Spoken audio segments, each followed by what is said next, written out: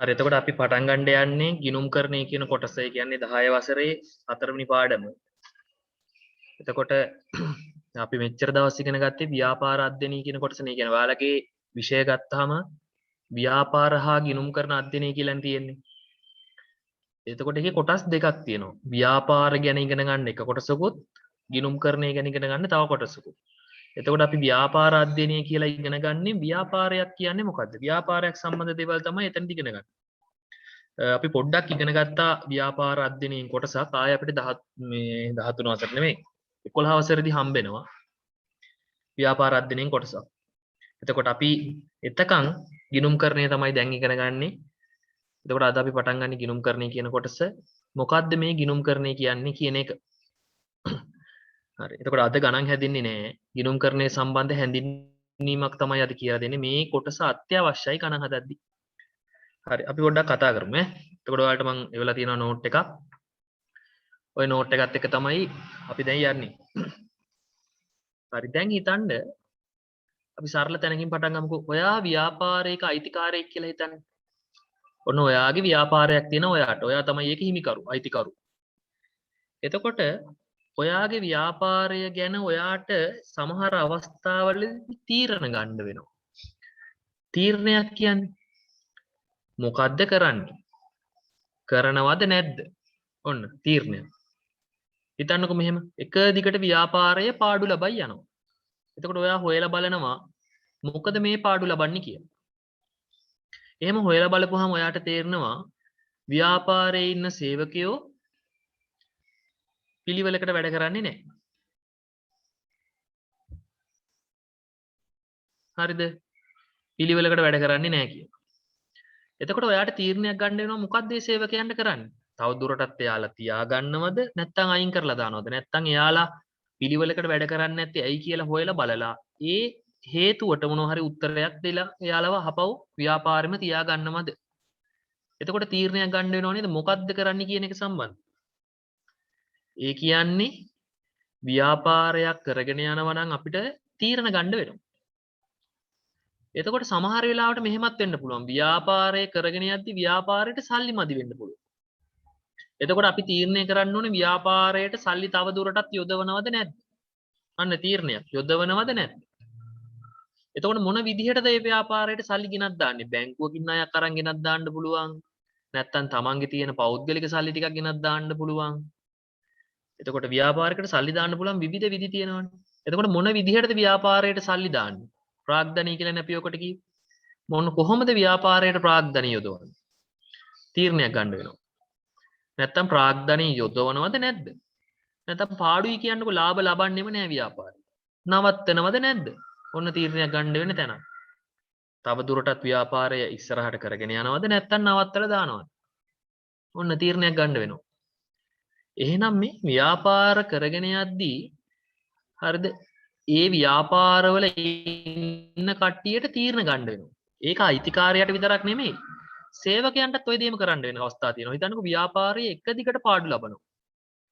දැන් සේවකයාට තේරෙන්න ඕනේ මෙහෙම එකක්. මේ ව්‍යාපාරයේ මං තවදුරටත් ඉන්නවද නැද්ද? පාඩු ලබනවා කියන්නේ ව්යාපාරයේ වැහෙන්න තියෙන ඉඩකඩත් වැඩි වෙන්න පුළුවන්. එහෙම වුණොත් එහෙම මගේ රස්සාව නැති වෙනවා. එතකොට මම මොකද කරන්නේ? ඒ නිසා දැම්ම මම වෙන රස්සාවක් හොයා ගන්නවා. අන්න තීරණයක්. තවදුරටත් ඉන්නවද නැද්ද? එතකොට අපි ඉගෙන ගත්තනේ ව්‍යාපාර ඇල්මැති පාර්ශව කියලා කට්ටිය. ව්‍යාපාර ගැන උනන්දුවක් දක්වන පාර්ශව කියලා අපි කිව්වේ. අන්න ඒ හැමෝටම ව්‍යාපාරයක් ගැන තීරණ ගන්න සිද්ධ වෙනවා එක එක අවස්ථාවලදී. සැපයුම් කරුව ගැන හිතන්න. සැපයුම් කරුව කිව්වේ කවුද? ව්‍යාපාරයට අමුද්‍රව්‍ය ගෙනත් දෙන කට්ටිය. එතකොට හිතන්නකො මෙහෙම ව්‍යාපාරයේ එක දිගට පාඩු ලබනවා. එතකොට සැපයුම් කරුව තීරණය කරනවා ආයි මෙයාලට ණයට දෙන්නේ නැහැ අපි. ඇයි ණයට දුන්නාට පස්සේ එකපාරට පාඩු ලබනවා නම් එකපාරට වැහිලා ගියොත් එහෙම ව්යාපාරේ ණය ටික අය කරගන්න බැරි වෙනවා. ණයට දීපු සල්ලි ටික ආපහු ගන්න බැරි වෙනවා. දැන් එතකොට සැපයුම් කරුවට තීරණය කරන්න වෙනවා ණයට දෙනවද නැද්ද? ඔන්න. ඒ කියන්නේ හැම ඇල්මැති පාර්ශවයකටම ව්‍යාපාරයක් ගැන තීරණ ගන්න වෙනවා එක එක අවස්ථාවලදී. ඒ තීරණ ගද්දී ඇල්මැති පාර්ශවවලට තොරතුරු ඕනේ තීරණ ගන්න. නිකන් තීරණ ගන්න නෑනේ. තොරතුරු මත පදනම් වෙලා තමයි තීරණ ගන්න. ඒ කියන්නේ මේ ලාභද පාඩුද කියලා දන්නේ නැතුව සැපයුම්කරුවා තීරණය කරන්නේ නැහැ දිගින් දිගටම ණයට දෙනවද නැද්ද කියලා. එතකොට යාට ව්‍යාපාරයට පාඩුයි මේ ව්‍යාපාරය පාඩු ලබන ව්‍යාපාරයක් කියන තොරතුර ලැබෙන්න ඕනේ. එයාලා දිගින් දිගටම ව්‍යාපාරයට ණයට දෙනවද නැද්ද කියන එක තීරණය කරන්න. එහෙනම් එතන තොරතුරක් තිබ්බා. අයිතිකාරයා ගැන හිතමුකෝ අපි. අයිතිකාරයා ව්‍යාපාරය වහනවද නැද්ද? ඒ කියන්නේ එක දිගට කරගෙන යනවද නැත්නම් නවත්තලා දානවද නැද්ද කියන එක තීරණය කරන්න නම් එයාටත් මොකක් හරි තොරතුරක් එපේ. පාඩුයි. අන්න අලාභයි. එහෙනම් අලාභය කියන තොරතුර අයිතිකාරයා දැනගන්න ඕනේ. මේ කරගෙන යන ව්‍යාපාරය අලාභයි කියන තොරතුර අයිතිකාරයා දැනගන්න ඕනේ. ඒක දැනගත්තට පස්සේ තමයි එයා තීරණය කරන්නේ වහලා දානවද නැද්ද? නැත්නම් ව්‍යාපාරයට සල්ලි මදි. ව්‍යාපාර කරගෙන යන්න අරමුදල් මදි. සල්ලි මදි. අන්න එතකොට ඒ තොරතුර දැනගත්තට පස්සේ තමයි අයිතිකාරයා ප්‍රාග්ධනය යොදනවද නැද්ද කියලා තීරණය කරන්නේ. හරි. එතකොට ව්‍යාපාරයක් ගැන ඇල්මක් දක්වන පාර්ශව කොටසක් ඉන්නවා කීප දෙනෙක් ඉන්නවා අපි ඉගෙන ගත්තා. ඒ පාර්ශව වලට තීරණ ගන්න නම් මොනවා ඕනද? තොරතුරු ඕනේ. එතකොට ඒ තොරතුරු සපයන්න කවුරු හරි ඉන්න එපේ. නිකන් ලාභي හැදෙන්නේ නැහැ නේ ලාභي හදන්න එපේ. එතකොට ඇල්මක් දක්වන පාර්ශව ටිකට තීරණ ගන්න අවශ්‍ය තොරතුරු හරිද? සපයන්න හැදිලා තියෙන ක්‍රියාවලියට තමයි කියන්නේ ගිණුම්කරණය කියලා. අපේ මේ ගිණුම්කරණයෙන් තමයි අර ඇල්මක් දක්වන පාර්ශවයන්ට එයාලා ගන්න තීරණ ගන්න අවශ්‍ය තොරතුරු සපයන්නේ. හරිද? හොඳට මතක තියාගන්න.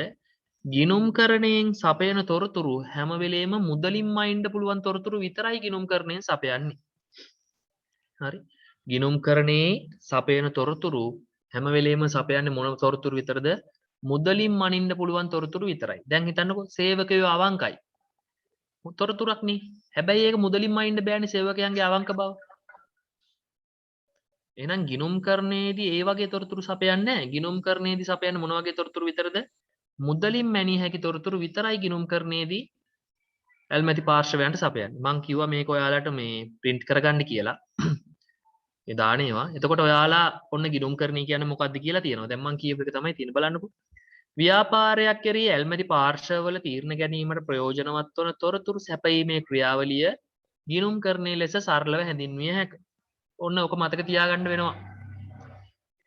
ඔක මතක තියාගන්න වෙනවා. ඒ කියන්නේ අපි විභාගෙට අහන්නත් පුළුවන්. ගණන් හදද්දී හැම වෙලේම ඔළුවේ තියෙන්න ඕනේ අපි ගණන් හදන්නේ මොකක් වෙනුවෙන්ද? ඇල්මක් දක්වන පාර්ශවයන්ට තීරණ ගන්න අවශ්‍ය තොරතුරු සපයන්න තමයි අපි ගණන් හදන්නේ. හරි. එතකොට ඔයාලා ඔක print කරගත්තා කියලා මං හිතලා මම මෙහෙම කියනවා. ඕකට දැන් හැඳින්විය හැකියි කියලා දානවනේ. එතනින් ලියාගන්න ඉස්සරහට. එතනින් ලියාගන්න ඉස්සරහට. මෙසේ සපයන තොරතුරු මෙසේ සපයන තොරතුරු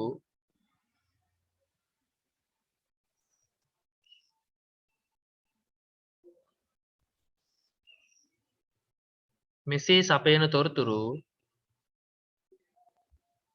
කියන්නේ මෙන්න මෙතනින් ඉස්සරහට ලියන්න.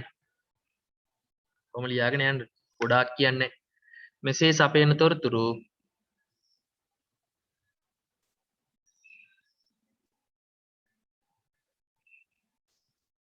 මුදලින් මැනිය හැකි තොරතුරුය.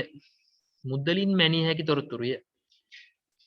මෙසේ සපයනු ලබන තොරතුරු මුදලින් මැනිය හැකි තොරතුරුය. ඒ කියන්නේ එතන රුපියල් වටිනාකමක් තියෙනවා.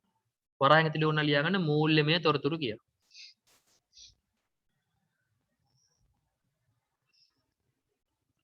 වරහන් ඇතුලේ ලියාගන්න මූල්‍යමය තොරතුරු කියලා.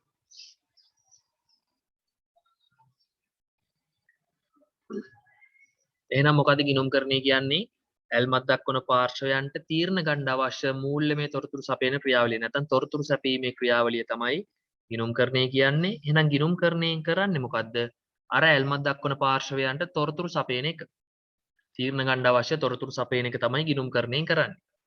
එතකොට ඒ සපයන තොරතුරුත් මොන තොරතුරු වෙන්න ඕනද? මුදලින් මැනිය හැකි තොරතුරු වෙන්න ඕනේ. මූල්‍යමය තොරතුරු කියන්නේ ඒකට. මුදලින් මැනිය හැකි තොරතුරු වෙන්න ඕනේ. එහෙනම් මුදලින් මැනිය නොහැකි තොරතුරු තියෙනවනේ. සේවකයෝ දක්ෂයි. ඒක මුදලින් කියන්න බෑනේ. හරි. ව්‍යාපාරයට පාරිභෝගිකයෝ කැමති. අපේ ව්‍යාපාරයට පාරිභෝගිකයෝ කැමති. ඒක මුදලින්ම ඉන්න බෑනේ. ඒ වගේ තොරතුරු ගිණුම්කරණයේදී සපයන්නේ නැහැ. ලාභය රුපියල් ලක්ෂ 5යි. අන්න කිව්ව හැකි නේද? මුදලින්ම අයින්න පුළුවන් තොරතුරක්නේ.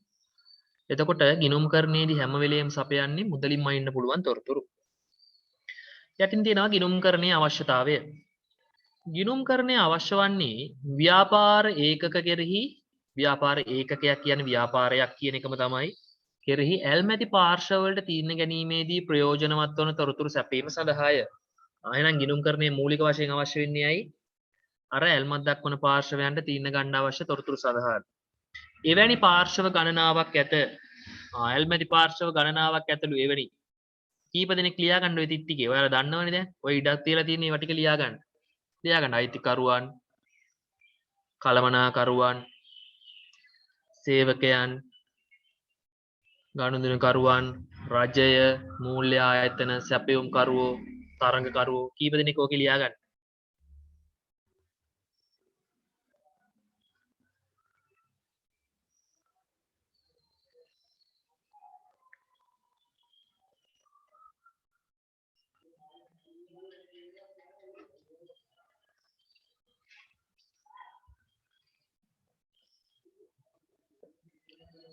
කීප දෙනෙක් ලියා ගන්න එතනින්.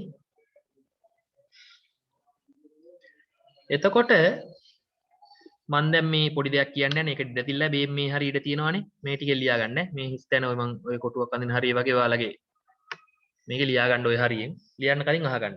එතකොට දැන් මේ මෙතනදි කතා කරපු ඇල්මැති පාර්ශ්ව කීප දෙනෙක් ඉන්නවනේ. මේ මෙතනදි කතා කරපු. ඒ ඇල්මැති පාර්ශ්ව වලට තීරණ ගන්න අවශ්‍ය තොරතුරු අපි දෙයාලට දෙන විදිහක් තියෙනවානේ. තොරතුරක් අපි යාලට කටවචනින් කියන්න යන්නේ නැහැ. හරිද? ඒක දෙන පිළිවෙලක් තියෙනවා ව්‍යාපාරික. හරි අපිට මේ මෙතන ලියාගත්ත ඔයාලා මෙතනදී ලියාගත්ත ඇල්මැති පාර්ශ්ව කීප දෙනෙක් ඉන්නවනේ මෙතන. ඒ අය වෙනුවෙන් ව්‍යාපාරයක් සපයන අර මූල්‍යමය තොරතුරු උඩින් කිව්වේ ප්‍රයෝජනවත් වන තොරතුරු කියලා. ඒ තොරතුරු මේ අයට දෙන විදිහක් තියෙනවා. ඒ තොරතුරු සපයන්නේ වාර්තා ස්වරූපයෙන්. ඒ තොරතුරු ඒ අයට සපයන්නේ වාර්තා ස්වරූපයෙන්. හරිද? වාර්තා ස්වරූපයෙන් කියන්නේ ලේඛනයක් ලියලා පිළිවෙලකට ලියලා දෙනවා. නිකන් හිතන්නකො ලාභය කිව්වහම අපි හිතමු ලාභය කියලා. නිකන් අපි ගණන් හදනවා පස්සේ. ලාභය හදන්නේ කොහොමද සාමාන්‍යයෙන්?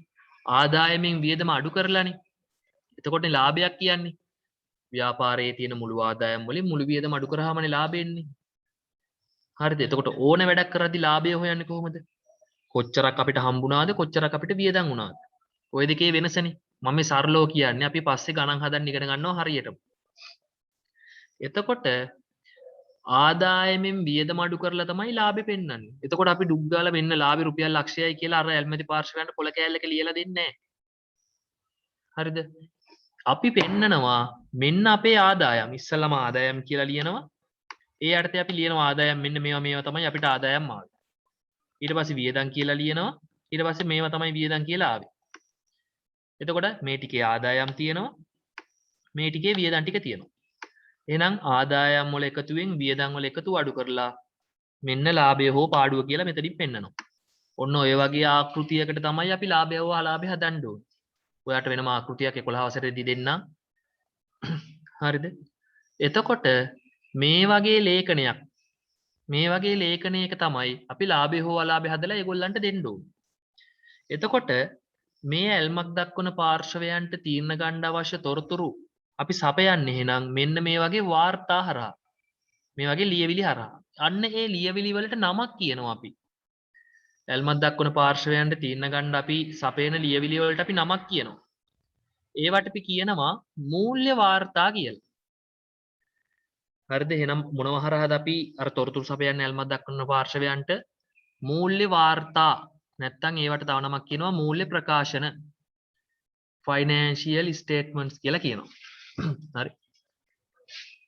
මූල්‍ය වාර්තා නැත්තම් මූල්‍ය ප්‍රකාශන. එහෙනම් මූල්‍ය ප්‍රකාශන හරහා තමයි ඇල්මක් දක්වන පාර්ශවයන්ට තීරණ ගන්න අවශ්‍ය තොරතුරු සපයන්නේ. එතකොට මේ මූල්‍ය ප්‍රකාශන වල තමයි තියෙන්නේ මොනවද මේ ව්‍යාපාරයේ තොරතුරු කියන එක. එහෙනම් ඒ මම මේ කියව හිස්තැනින් ඉඩ කඩේ ලියා ගන්නයි කියන කතාව. මේ හරිය ලියා ගන්න. මෙහෙම ලියන්න. ඒ අනුව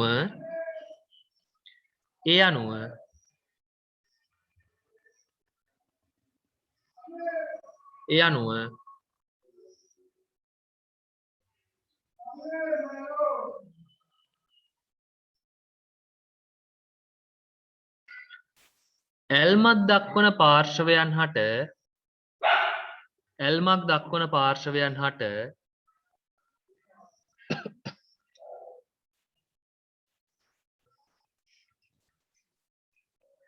තීරණ ගැනීම සඳහා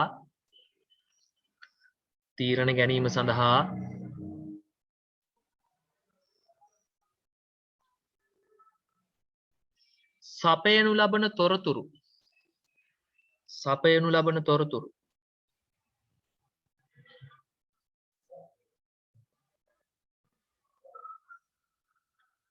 ලබන තොරතුරු වාර්තාමය ස්වරූපයෙන් ලබා දෙයි.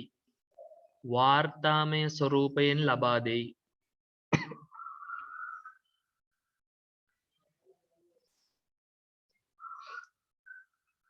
වාර්තාවල ස්වරූපයෙන් ලබා දෙයි.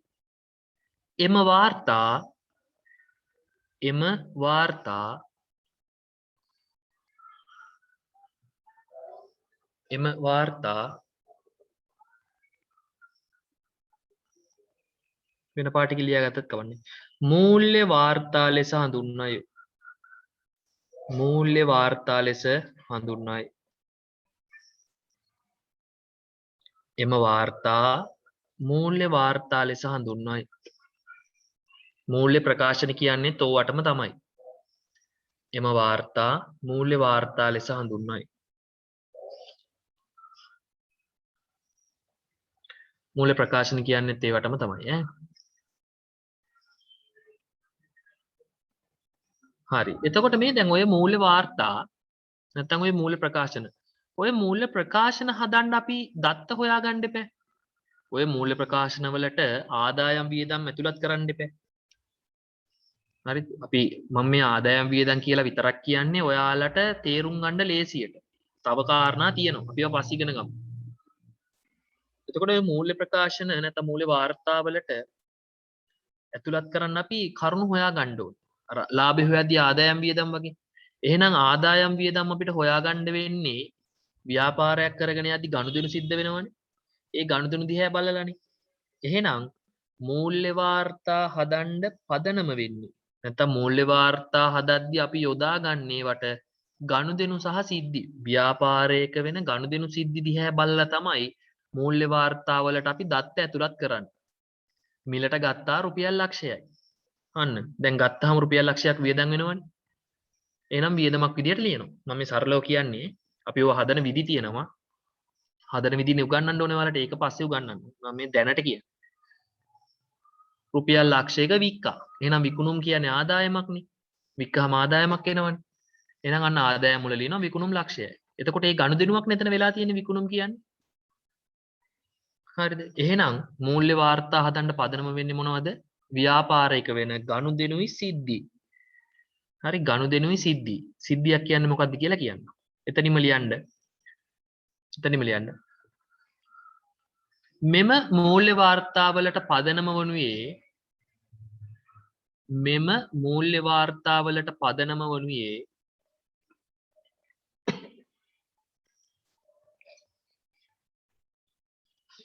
මෙම මූල්‍ය වාර්තාවලට පදනම වනුයේ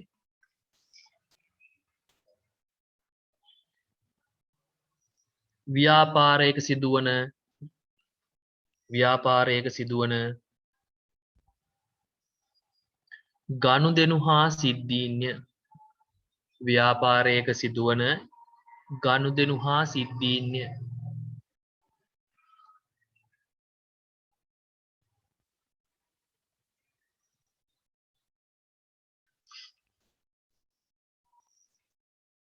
හරි. දැන් අපි කතා කරමු මොකද්ද ගනුදෙනුවක් කියන්නේ කියලා. මොකද්ද ගනුදෙනුවක් කියන්නේ කියලා. එතකොට දැන් හැම පාඩමකටම අදාළව නෝට් එකක් මොනවා හරි අවශ්‍ය නම් මම ඔය ගෲප් එකට දානවා. ඒක ඔයාලා print කරගන්න. මොකද දැන් ගණන් හදන කාලෙට ගාන අතේ නැතුව අපිට ගණන් හදන්න බෑ. ෆෝන් එක දිහා බලන් ගණන් හදන්න බෑ. ඒ නිසා ගාන අතේ තියෙන්න ඕනේ. දැන් මේ නෝට් මං හදන්නේ ඔයාලා වෙනුවෙන්මයි. මේ පන්තිය වෙනුවෙන්මයි මේව හදලා දාන්නේ. හරි ඒ නිසා ඒවා ඔයාලා print කරලා තියාගන්න. මොකද ගණන් හදද්දී ගාන අතේ තිබ්බේ නැත්නම් ගාන තේරෙන්නේ නැහැ කොහොමද. හරිද? count අපි ගිනුම් කරණය කියන්නේ අර ගණිතය වගේ විෂයක් නෙමෙයිනේ. ඒ ගණිතය වෙනස්. හරිද? මෙතන හදන්න තියෙන ගණන් වෙන එකක්.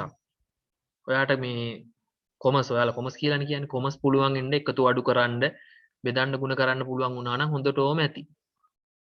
හරිද? මේකේ මහා ලොකු දේවල් නෑ අර ගණිතේ වගේ. මේක වෙනමම පැත්තක් තියෙන. ඒ නිසා ගාන අතේ තියෙන්න ඕනේ. අපිට මේ ස්ක්‍රීන් එක දිහා බලාගෙන ගණන් හදන්න අමාරුයි. ඒ නිසා. හරි. ව්‍යාපාරික ගනුදෙනු. නිකන් හිතන්න ගනුදෙනුවක් කියන්නේ මොකක්ද? දැන් අවුරුද්දට ගනුදෙනු කරනවා. හරි නැකතට ගනුදෙනු කරනවා කියලා එහෙම කියන්නේ. මොකද්ද ගනුදෙනු කරනවා කියන්නේ? අපි කාට හරි මොනවා හරි දෙනවා. එයාගෙන් අපි මොනවා හරි ගන්නවා. එහෙමද? එතන වෙන්නේ හුවමාරුවක් නේද? මම මොනවා හරි එයාට දීලා එයාගෙන් මම මොනවා හරි ගන්නවා කියන්නේ ඒක හුවමාරුවන්නේ. එතන ගනුදෙනුවක් නෙමෙයි.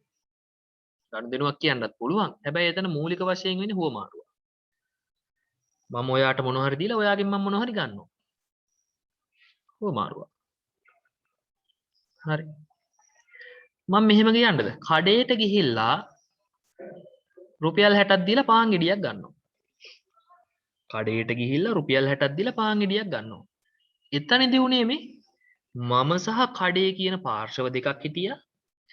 මම එයාලට යම් වටිනාකමක් දුන්නා. ඒ වටිනාකමට ගැලපෙන්න මට භාණ්ඩයක් ඒගොල්ලෝ දුන්නා. හරි. මොකද්ද උනේ? මම කඩේට ගියා රුපියල් 60ක් දීලා පාන් ගෙඩියක් ගත්තා. එතකොට මම යම් වටිනාකමක් එයාලට දුන්නා. ඒ වටිනාකමට ගැලපෙන්න භාණ්ඩයක් එයාලා මට දුන්නා. හරිද? කලින් උනේ මොකද්ද? මම මොනවා හරි දෙයක් ඔයාට දෙනවා. ඔයා මොනවා හරි දෙයක් මට දෙනවා. එතනදී වටිනාකමක් තිබුණේ නෑනේ. මං ඔයාට පෑනක් දෙනවා. ඔයත් මට දෙනවා පස්සේ පෑන. නැත්නම් ඒ වෙලේ දෙනවා. ඒ වෙලෙම. අපි හොමාරු කරගන්නවා. ඔයාට මම රතු පෑනක් දීලා ඔයාගේ නිල් පෑනක් ඉල්ල ගන්නවා. අන්න හොමාරු කරගත්තා. හරිද? එතන වටිනාකමක් තිබුණේ නෑ අපි දෙන්න හොමාරු කරගත්තේ. මොකක් හරි බංගාව තිබ්බ භාණ්ඩයක් ඔයාට දුන්නා. ඔයා ගාව තිබ්බ භාණ්ඩයක් මට දුන්නා. හැබැයි කඩේට ගිහිල්ලා හාල් කිලෝ එකක් ගන්නවා රුපියල් 120යි. මම රුපියල් 120ක් දෙනවා. කඩෙන් මට හාල් කිලෝ එකක් දෙනවා. එතන වටිනාකමක් තියෙනව නේද? සෙල්ලම් කරන්න බෝලයක් ගන්නවා රුපියල් 300ක් දෙනවා. කඩෙන් බෝලයක් දෙනවා. අන්න. ඒ කියන්නේ මේ ඔය මන් දැන් කීව හැම එකේදීම හුවමාරුවක් තමයි උනේ මේ මංගාව තිබුණ සල්ලි කියලා දෙයක් ඒක මන් දුන්නා කඩේට කඩේ ගාව තිබුණ මොනවා හරි භාණ්ඩයක් ඒක යා මට දුන්නා. එතකොට මේ භාණ්ඩය දෙන්නේ යම් වටිනාකමක් මත පදනම් වෙලානේ. කිලෝ එකක් රුපියල් 100යි නම් කිලෝ දෙකකට රුපියල් 200ක් ගන්නවා. ඒ කියන්නේ එතන වටිනාකමක් තියෙනවා.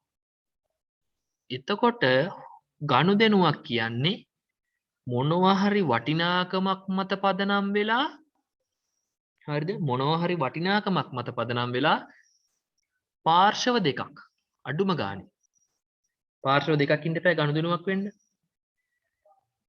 හරිද? ව්‍යාපාරයක් සහ වෙනත් පාර්ශවයක් අතර සිද්ධ වෙන හුවමාරුවකට කියනවා මොකක් කියලාද? ගනුදෙනුවක් කියලා. ආයෙත් කියන්න ව්‍යාපාරිකුයි තව පාර්ශවයකුයි. දැන් කඩේ කියන්නේ ව්‍යාපාරේ නම් පාන් ගෙඩිය ගත්තේ මමනේ. එතකොට අනික් පාර්ශවයේ මම. එතකොට මම සහ කඩේ අතර මොකක් වුණාද? රුපියල් 60ක් කඩේට දුන්නා මං එයාලා මට පාන් ගෙඩියක් දුන්නා. එහෙනම් අර වටිනාකමක් තිබුණා නේද අපි දෙන්නගේ හුවමාරුවේ? රුපියල් 60 කියන වටිනාකම මත පදනම් වෙලානේ මං එයාට රුපියල් 60ක් දුන්නා. එයා මට පාන් ගෙඩියක් දුන්නා. එතන හුවමාරුවක් එනවා. සල්ලි දුන්නා. එයා මට දුන්නා ඒකට දෙයක්. හැබැයි ඒ හුවමාරුව එතන වටිනාකමක් තිබුණා නේ මුදල් මේ වටිනාකම. එහෙනම් ගනුදෙනුවක් කියන්නේ ව්‍යාපාරයක් සහ වෙනත් පාර්ශවයක් අතර වටිනාකමක් මත පදනම් වෙලා සිද්ධ වෙන හුවමාරුවකට සම්පත් හුවමාරුවකට කියනවා ගනුදෙනුවක් කියලා. මම හිතනවා තේරෙන්න ඇති කියලා නැත්තම් කියන්න නෑ කියලා මම ආයෙ පැහැදිලි කරන්න.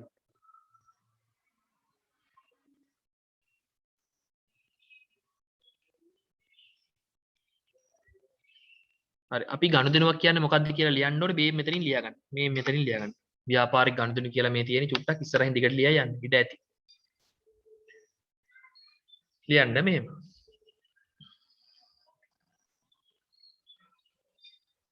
ව්‍යාපාරයක්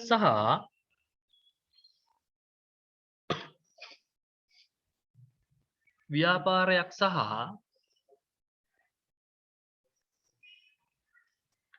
වෙනත් පාර්ශව අතර. වෙනත් පාර්ශව අතර. එතකොට ඔයාට ඕකෙම කී තේරුම් ගන්න පුළුවන් වෙන්න ඕනේ මෙහෙම එකක්. ගනුදෙනුවක් වෙන්න නම් අඩුම කී දෙනෙක්වත් ඉන්න ඕනද? දෙන්නෙක්වත් ඉන්න ඕන. දෙන්නෙක් නැතුව ගනුදෙනුවක් වෙන්නේ නැහැ නේ, හුවමාරුවක් වෙන්නේ නැහැ. ව්‍යාපාරයක් සහ වෙනත් පාර්ශව අතර වටිනාකමක් මත සිදුවන වටිනාකමක් මත සිදුවන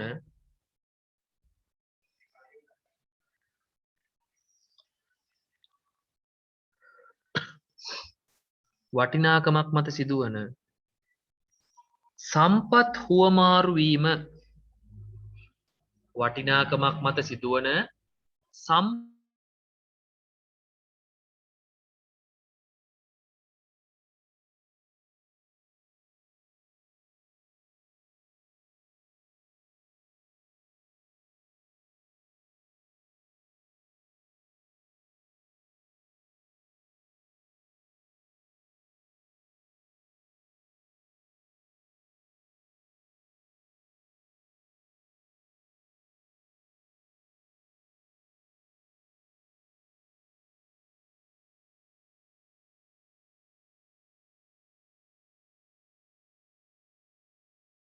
සම්පත් හුවමාරු වීම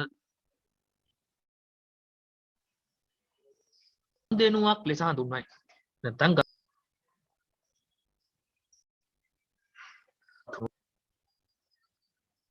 ආය කියන්නකෝ. මුලින් ඉඳන්ද ව්‍යාපාරයක් සහ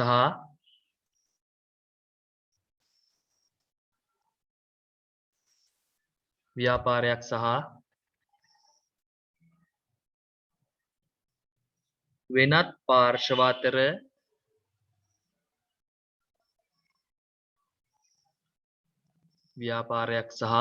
පාර්ශව අතර කිසියම් වටිනාකමක් මත පදනම්ව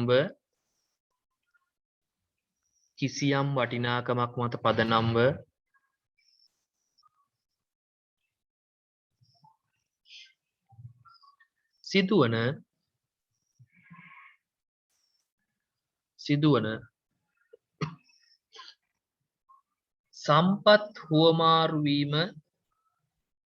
සම්පත් හුවමාරු වීම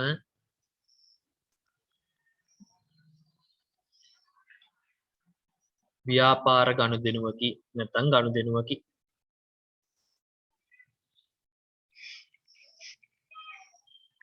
හරි.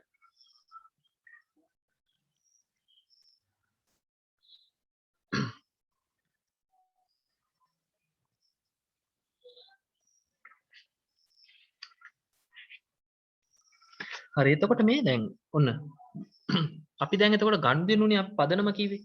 ව්‍යාපාර කටයුතු කරගෙන යද්දී මූල්‍ය වාර්තා අපි සපයනවා කියවනේ අල්මැති පාර්ශවයන්ට තීන ගන්න. එතකොට ඒ වගේදී පදනම කිව්වේ ව්‍යාපාර සිද්ධ වෙන ගනුදෙනු සිද්ධි. එතකොට හැම වෙලේම හොඳට මතක තියාගන්න ගිණුම් කරණයේදී සලකලා බලන්නේ මුදලින් මැනිය හැකි ගනුදෙනු විතරයි. එයි අපි අර කිව්වේ සපයන්නේ මොන තොරතුරුද මුදලින් මැනිය හැකි තොරතුරු විතරයි කියලා. එහෙනම් මුදලින් මැනිය හැකි තොරතුරු විතරයි නම් සපයන්නේ. අපි ගනුදෙනු සිද්ධි ගද්දිත් මොන ගනුදෙනු සිද්ධි විතරද ගන්නෙ? මුදලින් මැනිය හැකි ගනුදෙනු සිද්ධි විතරයි මූල්‍ය වාර්තාවලට ඇතුළත් කරන්නේ. හරි? ඕනනම් ඒකත් ලියා ගන්න. ඒකත් ඕනනම් ලියා ගන්න.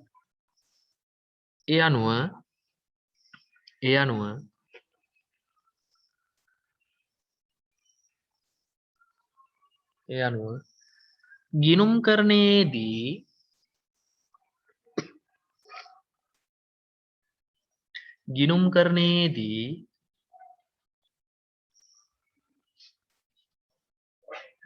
සැලකිල්ලට ගනු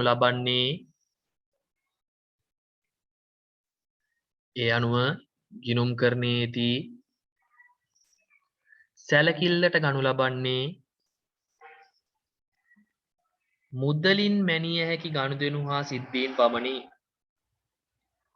මුදලින් මැනිය හැකි ගනුදෙනු හා සිද්ධීන් පමණි.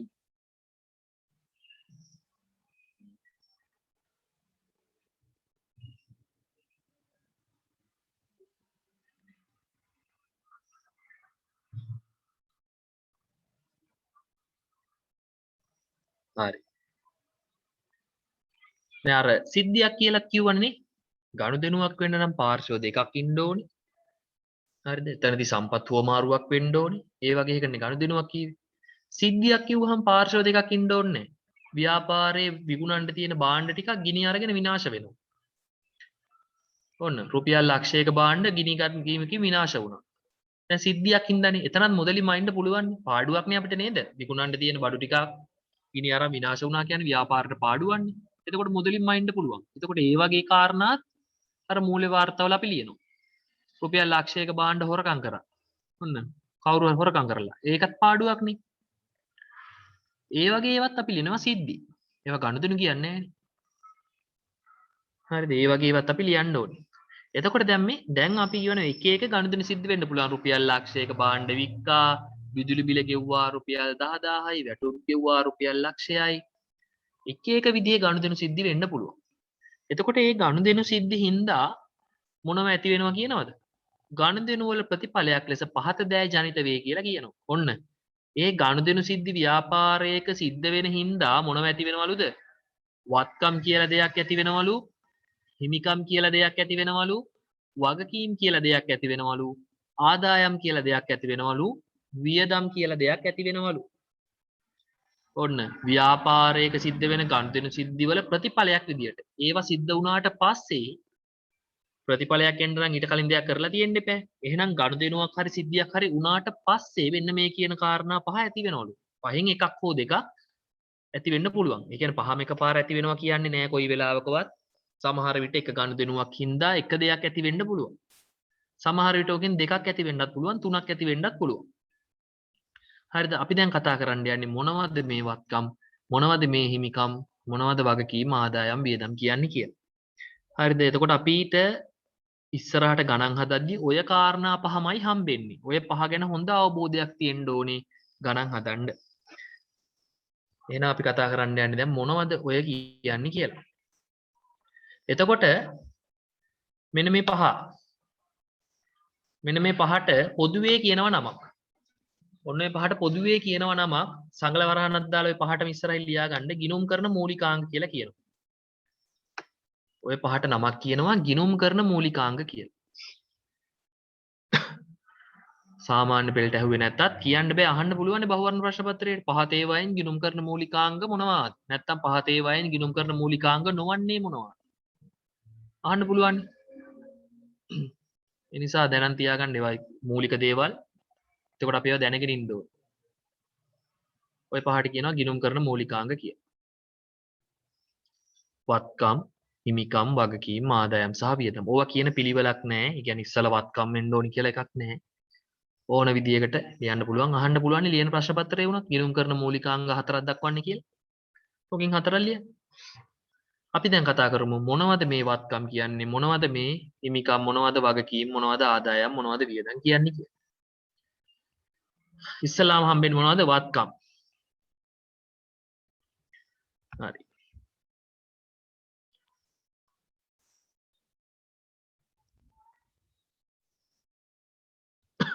එතකොට දැන් ඔයාට අයිති දේවල් තියෙනවනේ. ඔයාට අයිති දේවල්. ඔයාට අයිති දේවල් අපි මෙහෙම කියන්නේ ඒක මට අයිතිද? ඒක මගේ. හරි. එහෙම කියනවනේ. අපේ ගෙදර. නැත්නම් මගේ ගෙදර. අපේ රට. එහෙම කියන්නේ. එතකොට ව්‍යාපාරයකටත් එහෙම අයිති දේවල් තියෙනවා. ඊට කලින් වත්කම් වලට ඉංග්‍රීසියෙන් කියන්නේ මොකද්ද? වත්කම් වලට ඉංග්‍රීසියෙන් කියනවා assets කියලා. වත්කම් වලට ඉංග්‍රීසියෙන් කියනවා assets කියලා. හරි.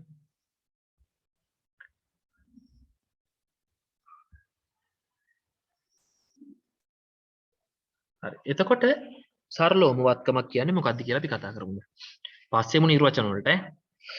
දැන් ඔයාට අයිති දෙයකට නේ ඔයා වත්කමක් කියන්නේ. හරි. දීපල අපි දීපල කියලා කියන්නේ. අපි ඒක මට අයිති දෙයක්. එතකොට Tamanට අයිති දේවල් වලට නම් අපි වත්කම් කියන්නේ. ඒක මගේ වත්කමක් කියන්නේ මට අයිති දෙයකට.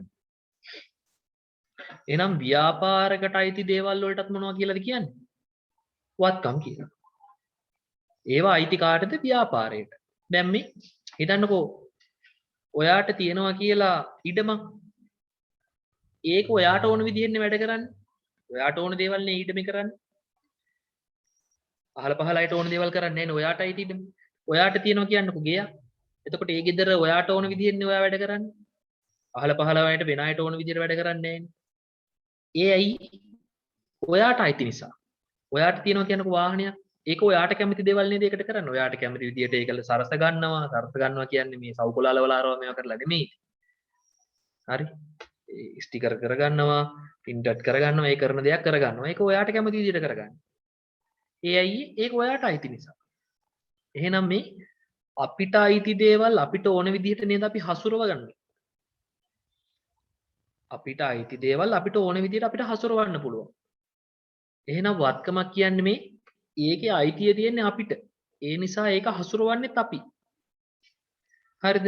එහෙනම් ව්‍යාපාරවලටත් තියෙනවා වත්කම්. ව්‍යාපාරවලටත් වත්කම් තියෙනවා. එහෙනම් ඒ වගේ අයිතිය තියෙන්නේ කාටද? ව්‍යාපාරවලට. ඒවා කවුද හසුරවන්නේ?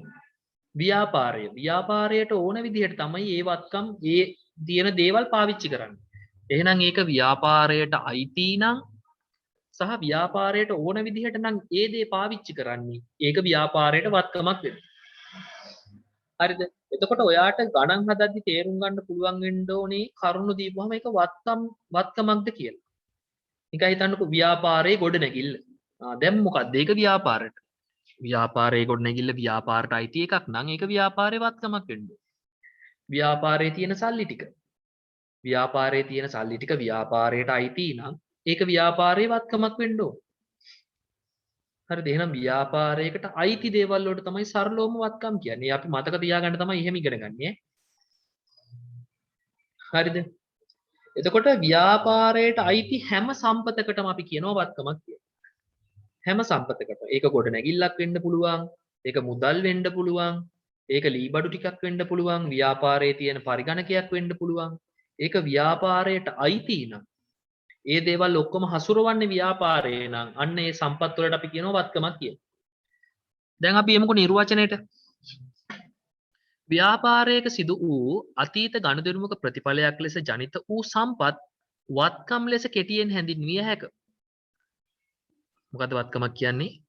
ව්‍යාපාරයක සිදු වූ අතීත ගනුදෙනුවක ප්‍රතිඵලයක් ලෙස ජනිත වූ සම්පත් වත්කම් ලෙස කෙටියෙන් හැඳින්විය හැක. දැන් අර උඩින්ම කිව්ව නේද ගනුදෙනු සිද්ධි හින්දා තමයි මේ වත්කම් වගකීම් හිමිකම් කියන ඒවා ඇති වෙන්නේ කියලා. එහෙනම් ඉතින් වත්කමක් කියන එක ඇති වෙන්නත් ඕනේ ගනුදෙනුවක් හෝ සිද්ධියක් හින්දානේ. දැන් මම ඕන් එක එක පැහැදිලි කරනවා. හරි. මොකද්ද කියන්නේ? අතීත ගනුදෙනුවක ප්‍රතිඵලයක් ලෙස ජනිත වූ සම්පත් කියලානේ කියන්නේ. ඕන් ඔයා දැන් ව්‍යාපාරයක් කරයි යන නේ. දැන් ඔන්න ඔයා ව්‍යාපාරයක් කියලා තමයි අපි හිතන්නේ. ඔයා සල්ලි දීලා ව්‍යාපාරයට ගන්නව ලොරියක්. ව්‍යාපාරයට ගන්නව ලොරියක්. ව්‍යාපාරයේ තියෙන භාණ්ඩ ටික එහෙම ප්‍රවාහනය කරන්න ඔයා සල්ලි දීලා ව්‍යාපාරයට ගන්නව ලොරියක්. හරි. දැන් ඒ ගනුදෙනුව මේ වෙද්දි වෙලා ඉවරයිනේ. ඔයා ලොරිය මේ වෙද්දි මිලට අරගෙන ඉවරයි. එහෙනම් දැන් ගනුදෙනුව සිද්ධ වෙලා ඉවරයි නේද? ලොරිය ගන්න කලින් ඒක ඔයාට අයිති නෑ. ඒක අයිති කාට හරි ඒ අදාළ කෙනාට. ඔයා සල්ලි දීලා ඔයා ඉවර වුණාට පස්සේ ලොරිය අයිතිය කාට එනවද? ඔයාට එනවා. සල්ලි දීලා අදාළ වැඩ ටික ඉවර කරගත්තට පස්සේ ලොරිය අයිතිය ඔයාට එනවා. ඒ කියන්නේ මේ වෙද්දිත් ලොරිය මිලට ගත්තා කියන ගනුදෙනුව ඉවරයිනේ. ලොරිය මිලට ගත්තා කියන ගනුදෙනුව ඉවරයි. එහෙනම් අන්න ඒ ගනුදෙනුව ඉවරයි කියන්නේ ඒක අතීතේ වෙච්ච දෙයක් වෙනවනේ. එහෙනම් ඒ ගනුදෙනුව කරපු නිසා තමයි ඔයාට ලොරිය අයිති උනේ. ඔයා ඒක මිලට ගත්ත නිසා තමයි ඒක ඔයාට අයිති උනේ. එහෙනම් අතීත ගනුදෙනුවක ප්‍රතිඵලයක් කියන එකෙන් අදහස් වෙන්නේ ඔන්න ඔයා යම් ගනුදෙනුවක් කරනවා ඒ ගනුදෙනුවේ අන්තිම ප්‍රතිඵලයේ ලොරිය ඔයාට අයිති වුණා. එහෙනම් අතීත ගනුදෙනුවක ප්‍රතිඵලයක් කියන්නේ ඔන්න ඕකට.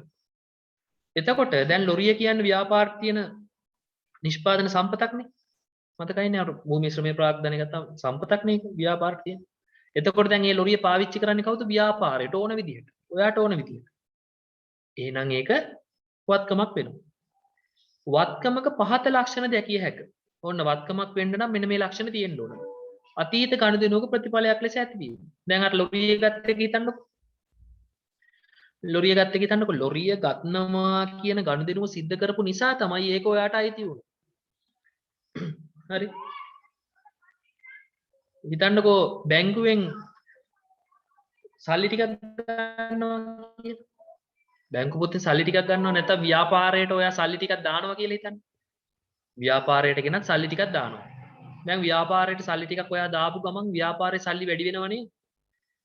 ව්‍යාපාරේ මේ සල්ලි බිඳුවයි තියෙන්නේ කියලා හිතන්නකෝ. ඔයා කාගෙන් හරි යාළුවෙක්ගෙන් ඉල්ලගෙන ගෙනත් ව්‍යාපාරට රුපියල් 10000ක් සල්ලි දානවා ලාච්චුවට. දැන් ව්‍යාපාරේ ලාච්චුවේ තියෙන සල්ලි 10000කින් වැඩි වෙනවනේ. පස්සේ දෙන්නම් කියලා තමයි යාළුවගෙන් ඉල්ලගත්තේ. පස්සේ දෙන්නම් කියලා ඉල්ලගත්තට පස්සේ අයිති ඔයාටනේ. ඒක ණයක් විදියට ඉල්ලගත්තට පස්සේ ඒ සල්ලි අයිති ඔයාටනේ. එතකොට ඔයා ව්‍යාපාරයට ගෙනත් දැම්මට පස්සේ ඒ සල්ලි අයිති ව්‍යාපාරයට. එහෙනම් මේ වෙද්දි යාළුවගෙන් ඔයා සල්ලි ටික ඉල්ලගෙන ඉවරයිනේ. ඒ ඉල්ලගෙන ඉවර වුණාට පස්සේ නේද ඒ සල්ලි ටික ඔයාට අයිති වෙන්නේ. යාළුවගෙන් සල්ලි ටික ඉල්ල ගන්නකන් ඒ සල්ලි ටික අයිති යාළුවටනේ ඔයාට නෙමෙයි. හැබැයි ඔයා යාළුවගෙන් ඒ සල්ලි ටික ඉල්ල ගත්තට පස්සේ ඒ සල්ලි ටික අයිති ඔයාට. එහෙනම් ඒ වෙලෙත් ගනුදෙනුව සිද්ධ වෙලා ඉවරයිනේ. එහෙනම් අතීත ගනුදෙනුවක ප්‍රතිඵලයක් කියන්නේ යම් ගනුදෙනුවක් සිද්ධ වෙලා ඉවර වුණාට පස්සේ තමයි වත්කම් කියන ඒවා ඇති වෙන්නේ. ඊට පස්සේ ඒක ව්‍යාපාරේ පාලනයට යටත් වෙනවා. ඒ කියන්නේ අපිට ඕන විදිහට තමයි හසුරවන්නේ. ව්‍යාපාරයට ඕන දේ තමයි කරන්නේ වත්කම් යොදාගෙන. ඒකයි ව්‍යාපාරේ පාලනයට යටත් කියන්නේ. හරිද? ඔයා යාළුවගෙන් සල්ලි ටික ඉල්ලගත්තට පස්සේ ණයට ඔයා තමයි තීරණය කරන්නේ මේ සල්ලි වලට මොනවද කරන්න කියලා. යාළුවා නෙමෙයි. ඔයා බැංකුවකින් ණයක් ගත්තට පස්සේ ඒ සල්ලි ටික අයිති ඔයාටනේ. බැංකුවට ඔයා ටික ටික ගෙවන්න ඕනේ. අපි ඒක ගැන පස්සේ කතා කරමුකෝ. හැබැයි ඒ සල්ලි ටික අයිති ඔයාට ණයක් ගත්තට පස්සේ. එතකොට ඒ සල්ලි වලට මොකද්ද කරන්න කියලා තීරණය කරන්නේ කවුද? ඔයා. බැංකුව නෙමෙයි. බැංකුව කියන්නේ නැහැ ණය දීලා මෙහෙම වියදම් කරන්න කියලා. ඒක ඔයාට කැමති විදිහට තමයි ඔයා වියදම් කරන්නේ. එහෙනම් එතනත් ණය ගත්තා කියන ගනුදෙනුව ඉවරයි. බැංකුවෙන් ඔයාට ඒක දුන්නාට පස්සේ තමයි ඔයාට අයිති වෙන්නේ. එතකොට අර ලොරිය ගත්තට පස්සේ ඔයා තමයි තීරණය කරන්නේ මොකද්ද කරන්නේ ලොරියෙන්. ඔයාට කැමති විදිහට ඒක පාලනය කරනවා හසුරවනවා. එහෙනම් වත්කමක් වෙච්චාම ඒක ව්‍යාපාරයේ පාලනයට යටත් වෙනවලු. ඒ කියන්නේ ව්‍යාපාරයට කැමති විදිහට තමයි ඒක හසුරවන්නේ කියලායි කියන්නේ. අන්තිමට වත්කමක් නම් මොකක් වෙන්න ඕන කියනවද? අනාගතයේදී ව්‍යාපාරයට ආර්ථික ප්‍රතිලාභ ගලාගෙන ඒම. ඒ කියන්නේ ඒ වත්කම හින්දා ව්‍යාපාරයට අනාගතයේ මුදල් උපයීමේ හැකියාවක් තියෙන්න ඕන. නැත්තම් විවිධ ප්‍රතිලාභ උපයන්න හැකියාවක් තියෙන්න ඕන. දැන් ලොරියක් ගත්තට පස්සේ ඒ ලොරිය යොදාගෙන ව්‍යාපාරයට ව්‍යාපාර කටයුතු කරද්දී අනාගතයේ මුදල් හරි වෙන මොනවා හරි ප්‍රතිලාභයක් ව්‍යාපාරට ලැබෙන්න ඕන. නිකන් හිතන්නකෝ ඔයා ලොරියක් ගන්නවා. ඔයා භාණ්ඩ බෙදා හරිනවා. එතකොට මේ භාණ්ඩ බෙදා හරින්දී ඔයාගේ ව්‍යාපාරයට ආදායමක් හම්බෙනව නේද? ඔයාගේ කඩේ ගෙදර තියෙනවා නම් ගෙදරට ඇවිල්ලා ගෙනියන ප්‍රමාණයට වඩා ඔයා ලොරියකින් බෙදා හරිද්දි විකිනෙන ප්‍රමාණය වැඩිනේ. එතකොට ඒ වත්කම හින්දා ඔයාට යම් ආදායමක් එනවා. ප්‍රතිලාභයක් එනවා. හරිද? බැංකුවෙන් ණයක් ගත්තට පස්සේ ඒ සල්ලි ටික අයිති ඔයාටනේ. එතකොට ඒ සල්ලි ටික වියදම් කරලා ඔයාට පුළුවන් හම්බ කරගන්න. හරි? රුපියල් හිතන්නකෝ රුපියල් ලක්ෂයක ණයක් ගන්නවා. ඕකේ ඔයා රුපියල් ලක්ෂයකම බඩු ටිකක් අරන් එනවා. අරගෙන ඇවිල්ලා ඔයා ওই ලක්ෂයකට ගත්ත බඩු ටික 1,50,000කට විකුණනවා. දැන් ඔයාට 50,000ක ලාභයක් තියෙනවනේ. එහෙනම් වත්කමක් නම් ඔන්න ඔය ලක්ෂණ තුන තියෙන්න ඕනේ. කටපාඩමේ තියෙන්නත් ඕනේ. ඇහුවොත් එහෙම විභාගයට වත්කමක ලක්ෂණ ලියන්න කියලා. එතකොට ඔය ලක්ෂණ තුන ලියන්න පුළුවන් වෙන්න ඕන. සරලයි බලන්නකෝ මහා දෙයක් නැහැනේ පාඩම් කරන්න. අතීත ගනුදෙනුවක ප්‍රතිඵලයක් ව්‍යාපාරයේ පාලනයට යටත් අනාගත ආර්ථික ප්‍රතිලාභ ව්‍යාපාරට ගලා ගැනීම. එතකොට මෙහෙම කියනවා ඊට පස්සේ වත්කමක් මෙන්න මේ විදිහට නිර්වචනය කරන්න පුළුවන් කියලා කියනවා. හොඳට බලන්නකෝ මේ නිර්වචන ඇතුලේ තියෙන්නේ මොනවම්මද කියලා. අතීත ගනුදෙනුවක ප්‍රතිඵලයක් ලෙස ඇතිවන අනාගතයේදී ව්‍යාපාරයට ආර්ථික ප්‍රතිලාභ ගලා එන්නා වූ ව්‍යාපාරය විසින් පාලනය කරන සම්පත් වත්කම් වේ. අර ලක්ෂණ තුනමයි නේ තියෙන්නේ. එහෙනම් ඉතින් මේ ලක්ෂණ තුන මතක තියාගත්තා නම් ඔයාට අමුතුවේ නිර්වචන මතක තියාගන්න උත්සාහ කරන්න දෙයක් නැහැ. එහෙනම් හොඳට මතක තියාගන්න වත්කමක් කියන්නේ මොකක්ද කියලා ව්‍යාපාරයේ පාලනයට යටත් වෙන සම්පත් වලට තමයි කියන්නේ වත්කම් කියලා. තව ලක්ෂණ දෙකක් තියෙනවා. නිදසුන් කියලා හිස් තැනක් තියෙනවා නේද? එතන අපි වත්කම් ටිකකට උදාහරණ ටිකක් ලියාගමු ඈ. ලියන්න. දෙක තුනක් අපි ලියමු එතන. ඉඩම් දැන් ව්‍යාපාරයේ තියෙන ඉඩම ව්‍යාපාරයටම අයිති එකක් නම් ඒක ව්‍යාපාරයේ වත්කමක් නේ ඉඩම්. කමාද දාලියන්. ගොඩනැගිලි දැන් මේ ඔක්කොම ලියන්න එපා වත්කම් කියනවා මේ ඔය ඔයාට එව්වේ print කරගන්න print එකේ ලියන්න. ඕක බලලා ලියන්න එපා මේ තිරේ බලන්න. ඉඩම් ගොඩනැගිලි මෝටර රථ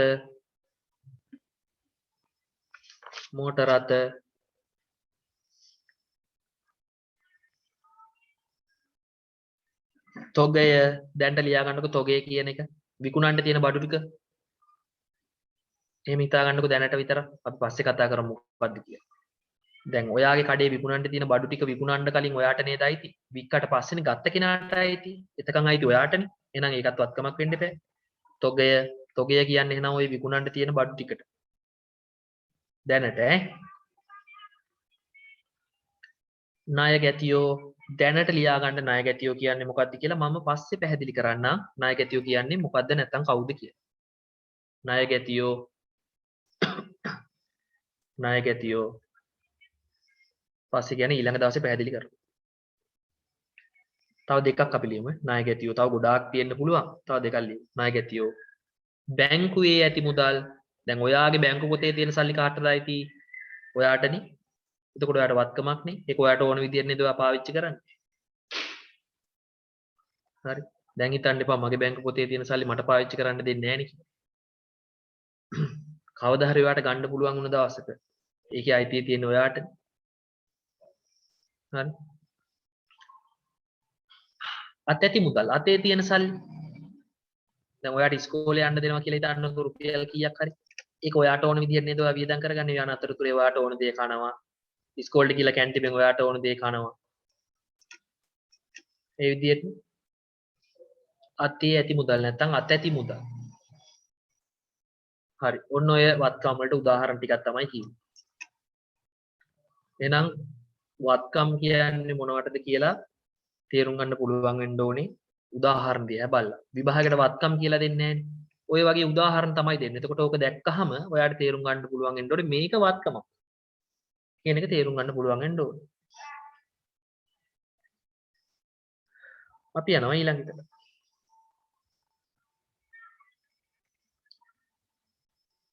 වත්කම් ගැනම තමයි අපි ඉන්නේ. ව්‍යාපාරයක පවතින වත්කම් ප්‍රධාන වර්ග දෙකකට බෙදිය හැකියි.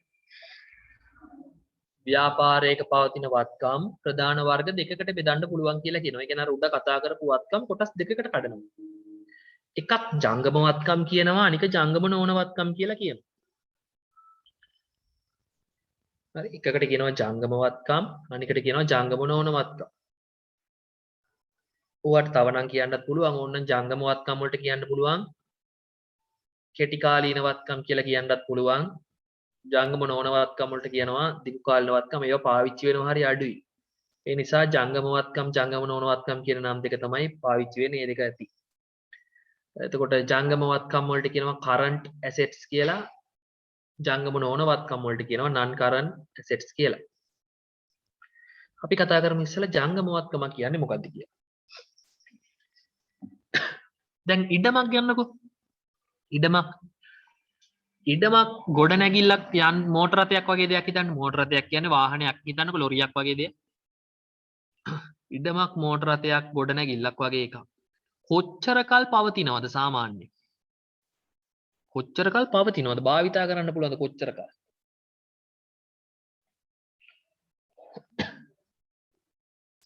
මුදල් කොච්චර කල් පවතිනවද? කඩේක විකුණන්න තියෙන බඩු ටික කොච්චර කල් පවතිනවද? දැන් මේ කඩේක විකුණන්න තියෙන බඩු ටික කඩේට ගෙනත් දැම්මට පස්සේ සතියක් දෙකක් යති විකිනවා. උපරිම මාසයක් විතර tie විකිනලා යනවනේ. ඒ කියන්නේ මේ කඩේ තියෙන බඩු ටික ගෙනත් දැම්මට පස්සේ ඒවා මොකක් වෙලා යනවද? මුදල් බවට පත් වෙනවා ඉම්මන්ට. විකුණනවා කියන්නේ මුදල් බවට පත් වෙනවා කියන එක නේද? කඩේ විකුණන්න තියෙනවා කියලා හිතන්නකො හාල් මිනිස්සු අරගෙන යනවා කියන්නේ සල්ලි දීලානේ යන්නේ. එහෙනම් හාල් ටික මුදල් බවට පත් වෙනවා. ව්‍යාපාර පැත්තෙන් අපේ පැත්තෙන් අපි ව්‍යාපාර කියලා හිතුවොත්.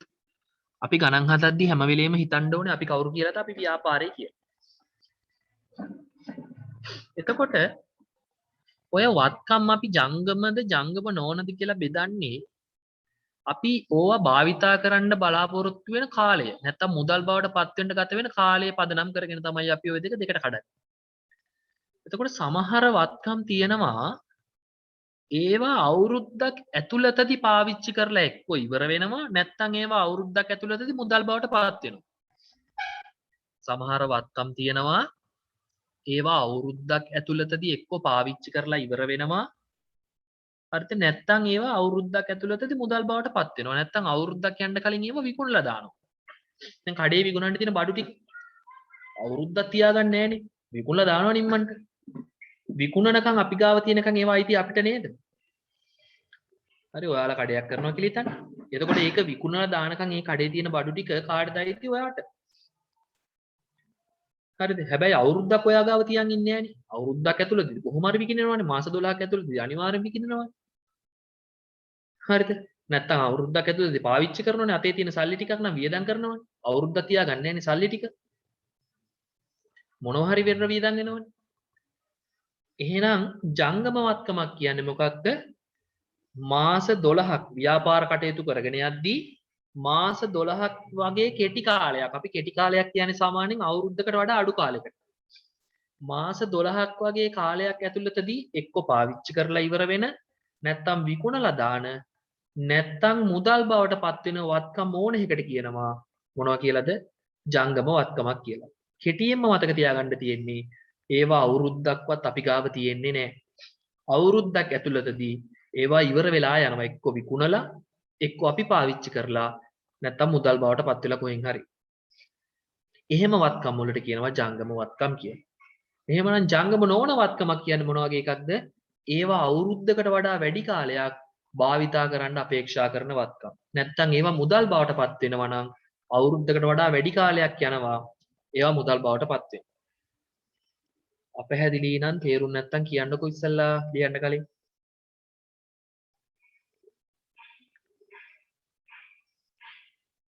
හරි එහෙනම් ලියන්න ජංගම වත්කම් කියන තැන.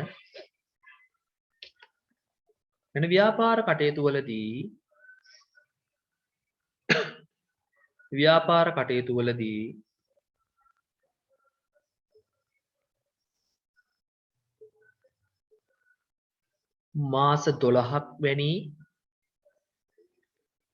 මාස 12ක් වැනි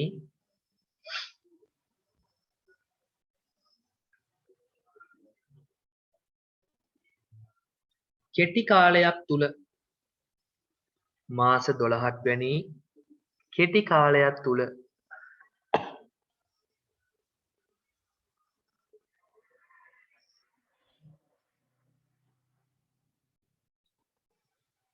ලියන්න එපා. ඔක උසස් පෙළට එහෙම ළමයින්ට දුන්නා නම් දෙන්නේ උපලබ්ධි වන වත්කම් කියලා. හරි ඔයාලට එහෙම දෙන්නේ නැහැ. උපලබ්ධි වන වත්කම් කියලා තමයි උසස් පෙළ ළමයින්ට එහෙම දුන්නා නම් දෙන්නේ. උපලබ්ධි වෙනවා කියන්නේ මුදල් බවට පත් වෙනවා කියන එක. හරි මම එහෙම දෙන්නේ නැහැ. සරලවම දෙන්න. කෙටි කාලයක් තුල භාවිතා කිරීම නැත්නම් භාවිතා කර අවසන් වන එහෙම ලියන්න. භාවිතා කර අවසන් වන කමා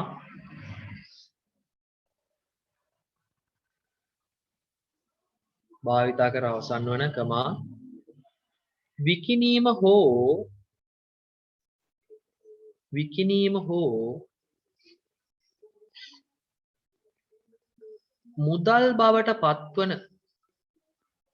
මුදල් බවට පත්වන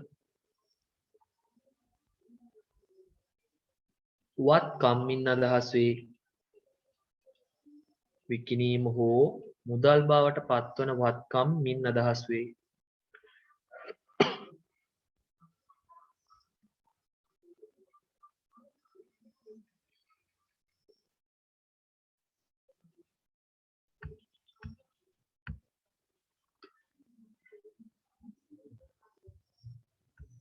උදාහරණ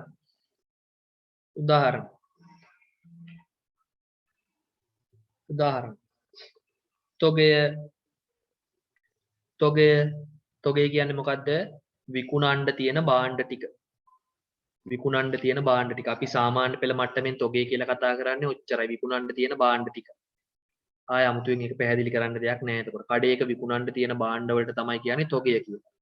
හිතන්නකෝ ඔයා එළවලු විකුණන්නේ කියලා. එහෙනම් ඔයාගේ තොගය වෙන්නේ මොනවද? එළවලු. ඔයා පළතුරු විකුණනවා කියලා හිතන්නකෝ. එතකොට ඔයාගේ තොගය වෙන්නේ මොනවද? පළතුරු. හරිද? විකුණන්නේ මොනවද? ඒ දේ තමයි තොගේ වෙන්නේ. හරි? එතකොට ඔයා ලී බඩු විකුණනවා කියලා හිතන්නකෝ. ලී බඩු. දැන් ඔයාට හිතේ ලී බඩු කියනවා අවුරුද්දකට වඩා වැඩි කාලයක් තියෙනවනේ කියලා. හැබැයි ඔයා විකුණන්නේ ලී බඩු නම් ඒක ඔයා ගාව අවුරුද්දක් තියෙනවද? නෑනේ විකුණනවා නිම්මන්ට. එහෙනම් ලී බඩු විකුණන කෙනෙක්ගේ තොගේ වෙන්නේ ලී බඩු. හැබැයි තමන්ගේ ව්‍යාපාරේ පාවිච්චියට තියෙන ලී බඩු ටික ඒවා ජංගමවත්කම් වෙන්නේ නෑ. ඒවා අවුරුද්දකට වඩා වැඩි කාලයක් තියෙනවානේ.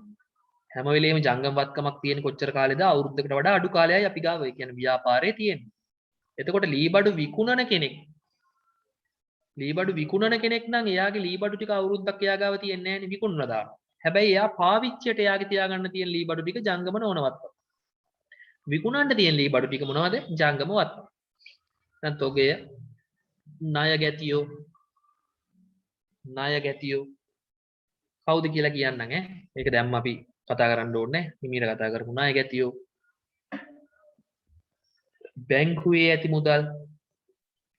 බැංකුවේ ඇති මුදල්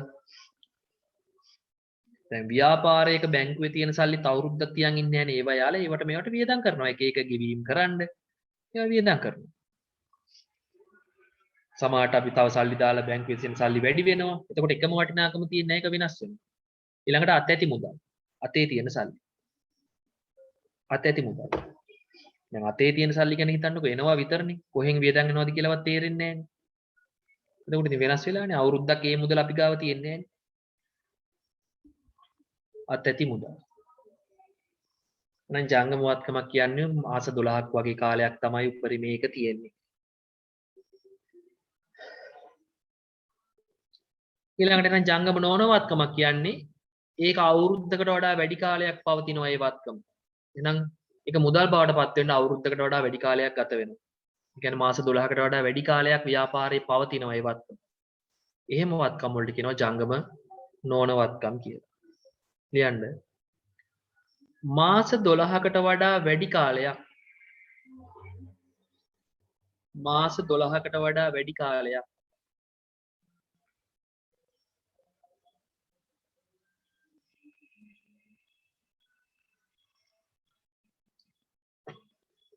මාස 12කට වඩා වැඩි කාලයක් ව්‍යාපාර කටයුතු වලදී භාවිතා කරන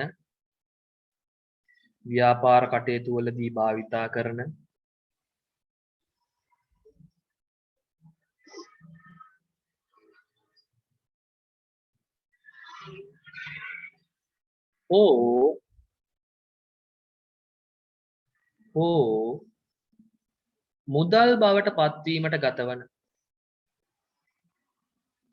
මුදල් බවට පත්වීමට ගතවන එක්කෝ අවුරුද්දකට වඩා වැඩි කාලයක් ව්‍යාපාරය ඇතුලේ පාවිච්චි කරනවා නැත්නම් ඒවා අවුරුද්දකට වඩා වැඩි කාලයක් ගිහිල්ලා තමයි ඒවා විකිනෙන්නේ.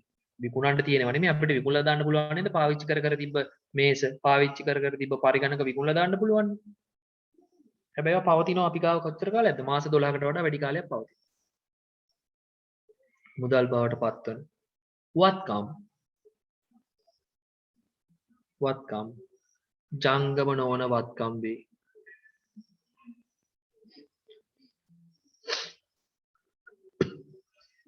ජංගම නොවන වත්කම් වේ.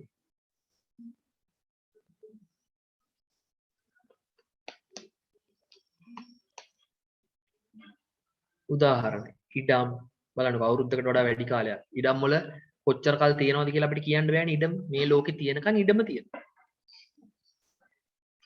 ඉඩම් ගොඩනැගිලි අවුරුදු 10 15ක් 20ක් 30ක් 40ක් 50ක් වෙන්න පුළුවන් නේද ගොඩනැගිල්ලක් තියෙන කාලේ. කවදා හරි යෝග කරා වැටිලා කඩා වැටෙනකන් ගොඩනැගිල්ල තියෙනවා.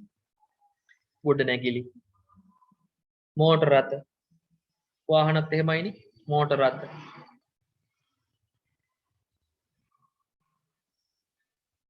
ලී බඩු තව එකක් ඕන ලියන්න යන්ත්‍ර. එතකොට ඔන්න ඔය වගේ ඒවා අවුරුද්දකට වඩා වැඩි කාලයක් ව්‍යාපාරයක් තුල තියෙනවා රජ. පාවිච්චි කරන්න යාලා ගන්න ඒවා. හරි. වත්කම් වල මොනවා හරි ගැටලුවක් තියෙනනම් අහලා ඉන්න කාට හරි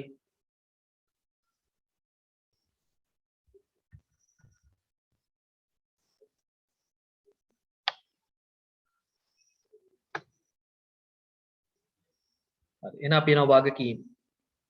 වගකීම්. දැන් අපි කතා කරන්න යන්නේ මොකද්ද වගකීමක් කියන්නේ කියලා.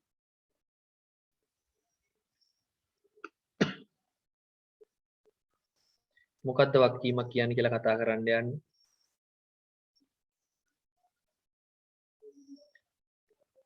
මොකද්ද ඔයාලට හිතෙන විදිහ?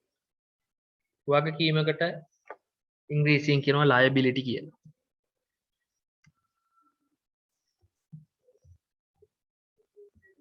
liability කියලා වගකීමකට ඉංග්‍රීසියෙන් කියනවා අපි බහුවචනයෙන් liabilities කියලා කියනවා. හරි? liabilities. එතකොට මොකද්ද වගකීමක් කියන්නේ? ඔය කියන්නේ ඒ සුරකීම ඔබගේ යුතුයකමකි. ඒවා යුතුයකම්නේ.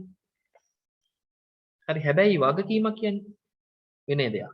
යුතුයකමක් කියන එක ඒක ඇවිල්ලා ඉෂ්ට කරත් නොකරත් ගැටලුවක්. මේක අපි තේරුම් ගන්න ඕනේ. අර හොඳ නරක වගේ. බල කරන්නේ නෑනේ. ඒක අපේ ඇතුලෙන් තේරුම් ගන්න ඕනේ අපි ඒක කරන්න හොඳද නරකද. එහෙම හොඳට තේරුම් අරන් තමයි මේ දේ කරන්න ඕනේ. එතකොට යුතුයකම් කියන්නේ එහෙම ඒවට.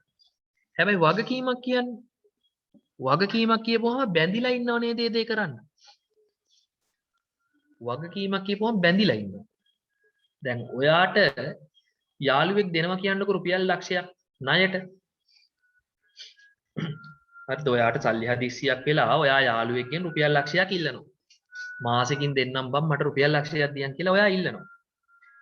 ඔයාගේ යාළුවත් ලක්ෂ දෙනවා මාසෙන් අහපව් දෙයි කියලා හිතලා. දැන් ඔයාට බැඳීමක් තියෙනව නේද යාළුවට ඒ ලක්ෂය අහපව් දෙන්න?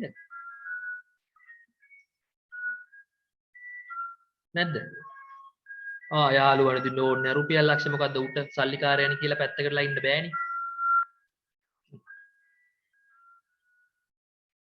එතකොට ඉන්නකෝ ඈ චූම්පම් මහතෙක් යනවා පොඩ්ඩක් ඉන්න.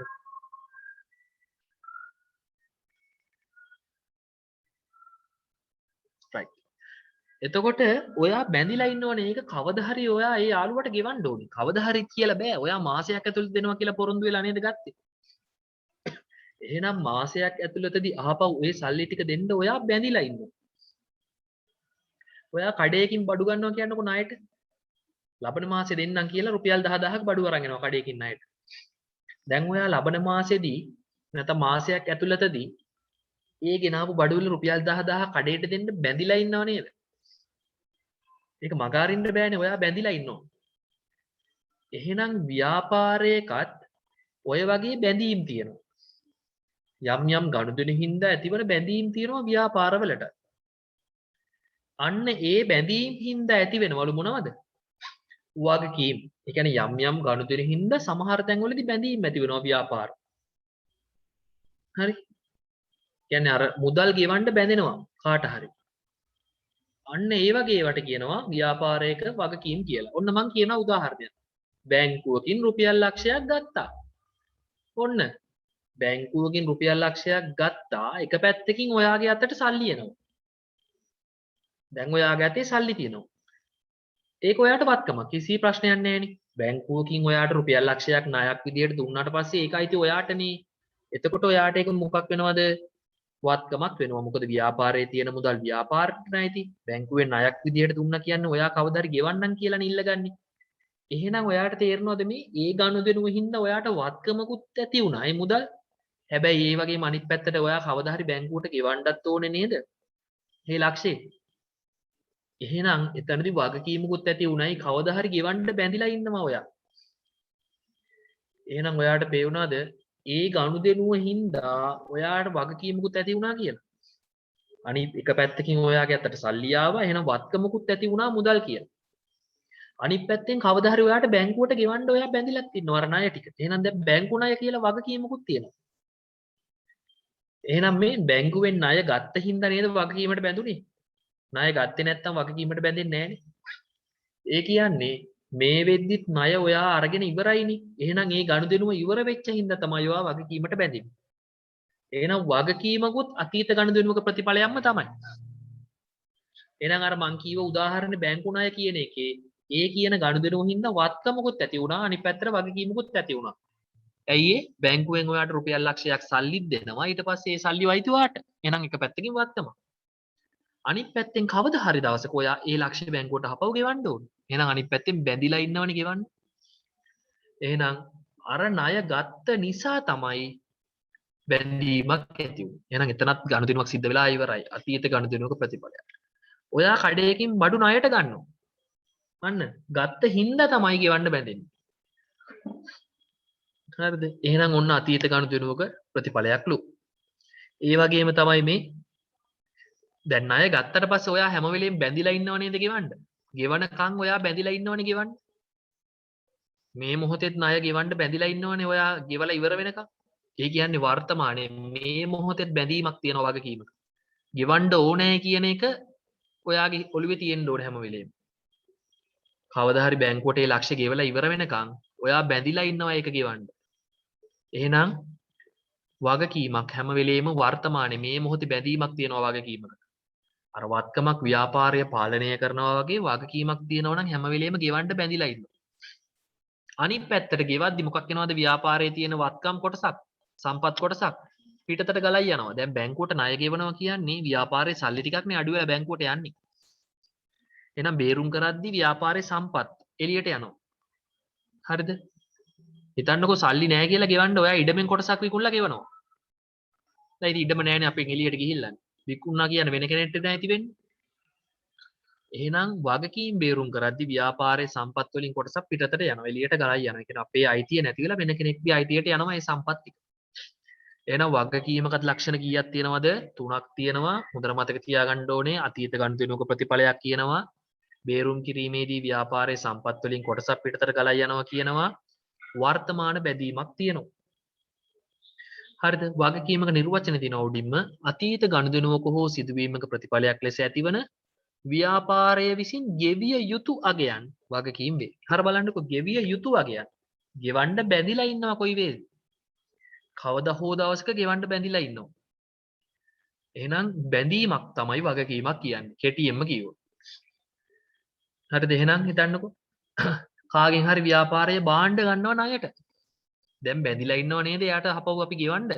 ණයට ගත්තාම බැඳිලා ඉන්නවනේ. එතකොට එතන වගකීමක් ඇති වෙනවා. අපි ගාවට භාණ්ඩ එනවා. භාණ්ඩ ගාවට පස්සේ අපිටයි භාණ්ඩ ටික අයිති. එතකොට භාණ්ඩ ටික අපිට වත්කමක් වෙනවා තොගය. අනිත් පැත්තෙන් අපි අනිත් කිනාට ගෙවන්න බැඳිලා ඉන්නවා. එහෙනම් ඒ ගනුදෙනුව හින්දා බලන්නකෝ වත්කමකුත් ඇති වුණා අනිත් පැත්තෙන් වගකීමකුත් ඇති වුණා. ඔයා මගෙන් ගන්නවා කියලා හිතන්නකෝ ණයට භාණ්ඩ ටික. දැන් මම ඔයාට දෙනවා භාණ්ඩ ටික. දැන් මම ඔයාට භාණ්ඩ ටික දුන්නාට පස්සේ අයිති ඔයාටනේ. එහෙනම් ඒවා අයිති නම් ඒ භාණ්ඩ ටික ඔයාට වත්කමක්. හැබැයි ඔයා බැඳිලා ඉන්නවා මට කවදා හරි ගෙවන්න. එහෙනම් ඔයාට දැන් වගකීමකුත් තියෙනවා ඔයාට මට ගෙවන්න. හරි එහෙනම් ඔන්න ඒ ගනුදෙනු හින්දා තමයි වත්කම් වගකීම් වගේව ඇති වෙන්නේ. මුලදිම කිව්වනේ. වත්කම් වගේමයි වගකීමුත් ප්‍රධාන කොටස් කීයයි කියනවද? 2යි කියනවා. ජංගම වගකීම්, ජංගම නොවන වගකීම්. ඔය දෙකටත් තව නම් කියනවා. ජංගම වගකීම් වලට නමක් කියනවා කෙටි කාලීන වගකීම් කියලා. ජංගම නොවන වගකීම් වලට කියනවා දිගු කාලීන වගකීම් කියලා. හරි ජංගම වගකීම් වලට ඕනනම් කියනවා කෙටි කාලීන වගකීම් කියලා. ජංගම නොවන වගකීම් වලට කියනවා දිගු කාලීන වගකීම් කියලා. right අපි බලමු ජංගම වගකීමක් කියන්නේ මොකක්ද කියලා. දැන් ඔයා කඩෙන් ගේනවා කියන්නකො ණයට භාණ්ඩ ටික. මොනවා හරි බඩු ටික ණයට ගේනවා. දැන් එයා ඔයාට කොච්චර කල් දෙයිද කඩෙන් ගෙවන්න උපරිමේ? උපරිමේ කොච්චර කල් දෙයිද? මාසයක් දෙයි උපරිමේ. අවුරුදු ගණන් දෙන්නේ නැහනේ. රුපියල් 1000ක බඩු ගේනවලු. අවුරුද්දක් දෙනවද රුපියල් 1000 ගෙවන්න? දෙන්නේ නැහනේ උපරිමේ මාසයක් දෙයි. හරි ඊට පස්සේ ඉතින් ගෙදරට හොයාගෙන එයි. ඒ වගේ ව්‍යාපාරවලටත් තියෙනවා බැඳීම්. පිටපත් බාහිර පාර්ශවයන්ට බැඳීම් තියෙනවා. ගෙවිය යුතු වගේයන් තියෙනවා. ඒවා එයාලා අවුරුද්දක් ඇතුළතදී පියවන්න ඕනේ බැඳීම්. අන්න ඒ වගේ බැඳීමකට කියනවා ජංගම වගකීම් කියලා. සමහර ව්‍යාපාර ගොඩක් ව්‍යාපාර. හරිද? භාණ්ඩ විකුණන්නේ ණයට අරගෙන. ගොඩක් ව්‍යාපාර භාණ්ඩ විකුණන්නේ කොහොමද? ණයට අරගෙන. එතකොට දැන් එහෙම ණයට ගත්තාම ඉතින් ව්‍යාපාරයකට වගකීමක් තියෙනවනේ ගෙවන්න හපව. ඒ ගත්ත භාණ්ඩ ප්‍රමාණය වටිනාකම හපව ගෙවන්න එපා අදාළ ගත්ත කෙනාට. එතකොට එතන බැඳීමක් තියෙනව නේද ව්‍යාපාරයට? අන්න ඒ ගෙවන්න බැඳෙන වටිනාකමක් තියෙනවනේ. ඒක ගෙවන්න උපරිමයේ දෙන්නේ මාසයක් මාසෙකමාරක් විතරනේ සාමාන්‍යයෙන්. අවුරුද්දක් උපරිමයේ දුන්නත් අවුරුද්දකට වැඩිය දෙන්නේ නෑනේ. එතකොට ව්‍යාපාරය බැඳෙනවා අන්න අර වටිනාකම ඉක්මනට ගෙවන්න. එතකොට ඒ බැඳීම අපි ගෙවන්න ඕනේ අවුරුද්දක් ඇතුළතදී. ඒ කියන්නේ අවුරුද්දක් යන්න කලින්. හරි? පරිමේ මාසයක් දෙකක් යද්දි ගෙවන්න ඕනේ. එහෙනම් ව්‍යාපාරයකටත් තියෙනවා බැඳීම්. ඒක අවුරුද්දක් යන්න කලින් මොකක් කරන්න ඕනද? निराකරණය කරන්න ඕනේ. ගෙවලා ඉවරයක් කරන්න ඕනේ. එහෙනම් අවුරුද්දක් යන්න කලින් නැත්තම් මාස 12ක් ඇතුළත බේරුම් කරන්න ඕනේ වගකීම් වලට කියනවා මොනවා කියලාද? ජංගම වගකීමක් කියලා. මාස 12ක් ඇතුළත බේරුම් කරන්න ඕනේ වගකීම් වලට තමයි කියන්නේ ජංගම වගකීම් කියලා. එහෙනම් ජංගම නොවන වගකීම් කියන්නේ ওই බැංකු ණය වගේ ඒවා. අවුරුදු 5කින් විතර ගෙවන්නනේ ගන්නේ සාමාන්‍යයෙන් අවුරුදු 5කින් 10කින් සමහර ඒවා අවුරුදු 2 3න්. එතකොට ඒව ගෙවන්න අවුරුදු 2 3ක් දීලා තියෙනවා ව්‍යාපාරවලට. අපි ගත්තත් අපිටත් දෙනවනේ. එහෙනම් ව්‍යාපාරත් ණය ගන්නවා. අවුරුදු 5කින් ගෙවන්න. අවුරුදු 2 3කින් ගෙවන්න. එතකොට ඒව ගෙවන්න ඕනේ අවුරුදු 2කට පස්සේ 3කට පස්සේ. එහෙනම් ඒ වගේ වගකීම් වලට කියනවා ජංගම නොවන වගකීම් කියලා. ඒ කියන්නේ ඒව ගෙවන්න මාස 12කට වඩා වැඩි කාලයක් දෙනවා. එහෙනම් ජංගම වගකීමක් කියන්නේ මොකද්ද? මාස 12ක් ඇතුළතදී බේරුම් කරන්න ඕන වගකීම් වලට කියනවා ජංගම වගකීමක් කියලා. ජංගම නොවන වගකීමක් කියන්නේ මාස 12කට වඩා වැඩි කාලයක් ඇතුළතදී බේරුම් කරන්න ඕන වගකීම් වලට කියනවා ජංගම නොවන වගකීමක් කියලා. පැහැදිලිද? අපැහැදිලි නම් අහන්න. හරි එහෙනම් ලියන්න. ජංගම වගකීම්. යන්න සාමාන්‍යයෙන්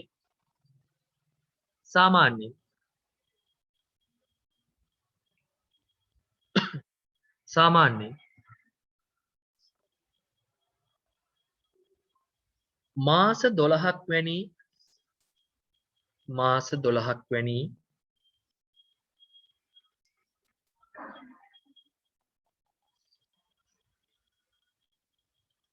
කෙටි කාලයක් තුලදී මාස 12ක් වැනි කෙටි කාලයක් තුලදී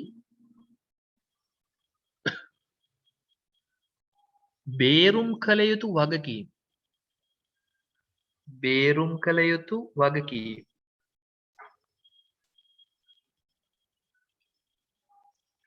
ජංගම වගකීම් වේ.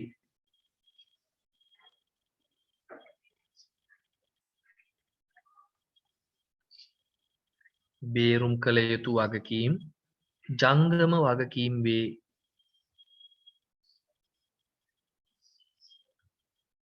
මාස 12ක් වැනි කෙටි කාලයක් තුලදී බේරුම් කළ යුතු වගකීම් ජංගම වගකීම් වේ.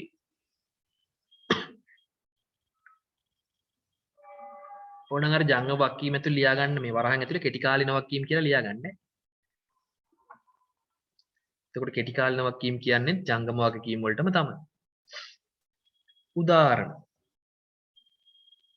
උදාහරණ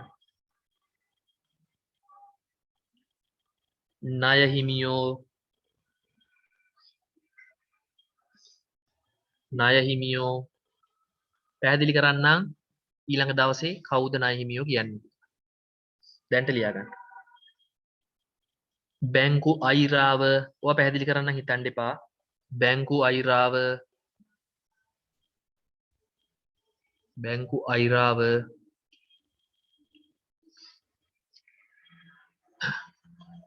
තව එකක් ලියාගන්න ගෙවිය යුතු විදුලි වියදම් නැත්තම් ගෙවිය යුතු දුරකථන ගාස්තු.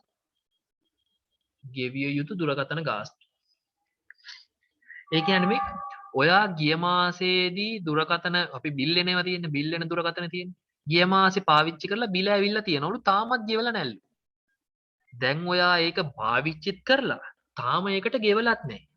එතකොට ඔයාට තේරෙනවද ඔයා යම් දෙයක් භාවිතයට අරගෙන ඒ වෙනුවෙන් ගෙවීමක් කරලා නැතුව තමයි තාමත් පාවිච්චි කරන්න කියලා. එහෙනම් ඔයා අර පාවිච්චි කරපු නැත්නම් ලබාගත් සේවාව වෙනුවෙන් ගෙවන්න බැඳිලා ඉන්නව නේද? කියන්නේ මේ වෙද්දිත් ඔයා මාසයක් පාවිච්චි කරලා ඒ මාසෙට අදාළ බිල ඇවිල්ලත් ඉවරයි ඔයාට. ඔයා තාම ගෙවලත් නැහැ. එතකොට ඔයා මේ වෙද්දි ඒක පාවිච්චි කරලා ඉවරයිනේ. ඒ කියන්නේ ඔයා සේවාව ලබාගෙන ඉවර නම් ඒ සේවාවට අදාළ ගෙවීම ගෙවන්න බැඳිලා ඉන්නවා. එහෙනම් ගෙවිය යුතු වියදම් කියන්නේ ඕන වියදමක් වගකීමක් වෙනවා. හරිද? ගෙවිය යුතු වියදම් ඕන එකක් මොකක් වෙනවද? වගකීමක් වෙනවා. ජංගම වගකීම. දැන් ලයිට් බිල් එකක් එහෙම ගෙවන්න මාස 5ක් දෙන්නේ නැහැනේ. කපලා දානවා නේද ලයිට්? ගෙවන්න ඕනේ අපි ඉම්මන්ට. හරි. එහෙනම් ජංගම නොවන වගකීමක් කියන්නේ මොකද්ද? දැන් මාස 12ක් වැනි නෑ මාස 12කට වඩා එහෙම ලියන්න. මාස 12කට වඩා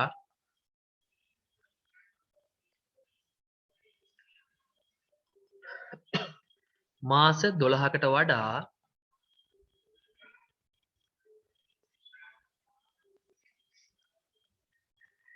වැඩි කාලයක් තුලදී බේරුම් කර යුතු වගකීම්. මාස 12කට වඩා වැඩි කාලයක් තුලදී බේරුම් කළ යුතු වගකීම්.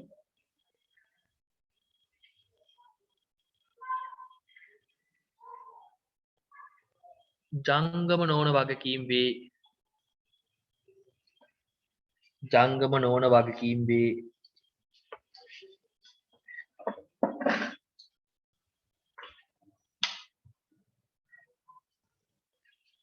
උදාහරණ ලියා ගන්න. දිගු කාලීන බැංකු ණය. ඒ කියන්නේ අවුරුදු 5කින් 10කින් 3-4කින් ගෙවන්න දෙන බැංකු ණය. දිගු කාලීන බැංකු ණය. එතකොට ඔය ලක්ෂණ ඔයගේ නිර්වචන මතක තියාගන්න වෙන නෑ. වගකීමක ලක්ෂණ, වත්කමක ලක්ෂණ. ලක්ෂණ මතක තියාගත්තා නම් නිර්වචන ලියන්න පුළුවන් නේද?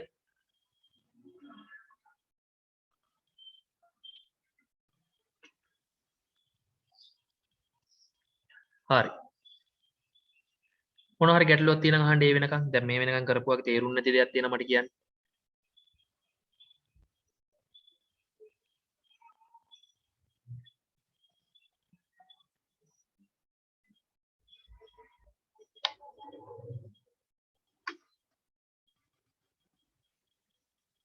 හරි. එහෙනම් අපි එනවා ඊළඟට හිමිකම කියන කොටසට. හිමිකම්. හිමිකම්. හිමිකම් කියන කොටසට එනවා.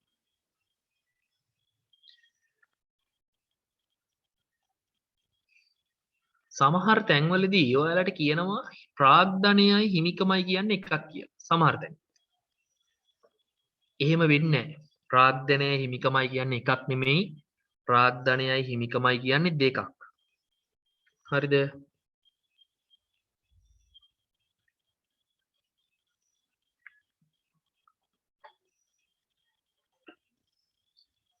ප්‍රාග්ධනයයි හිමිකමයි කියන්නේ දෙකක්. දැන් අපි හිමිකම කියන්නේ මොකක්ද කියලා විතරක් ඉගෙන ගමු. පස්සේ ඉගෙන ගමු මොකද්ද ප්‍රාග්ධනය කියන්නේ කියලා. හරිද? හිමිකම. දැන් ඔක සාමාන්‍ය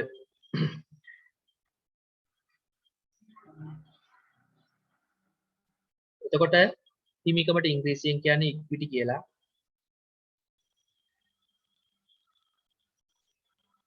හිමිකමට ඉංග්‍රීසියෙන් කියන්නේ ඉක්විටි කියලා.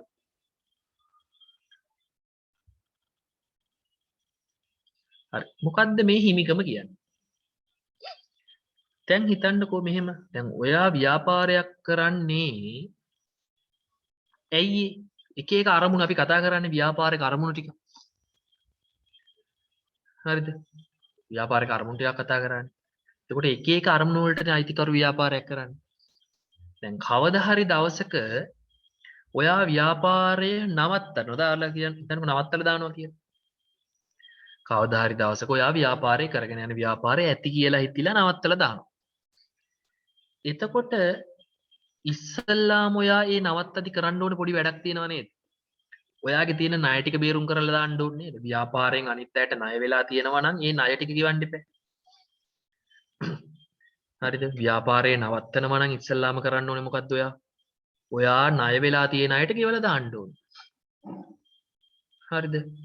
එතකොට ඒ ණය ගෙවන්න ඔයාට යොදා ගන්න වෙන්නේ අර ව්‍යාපාරයේ තියෙන වත්කම් ටික නේද?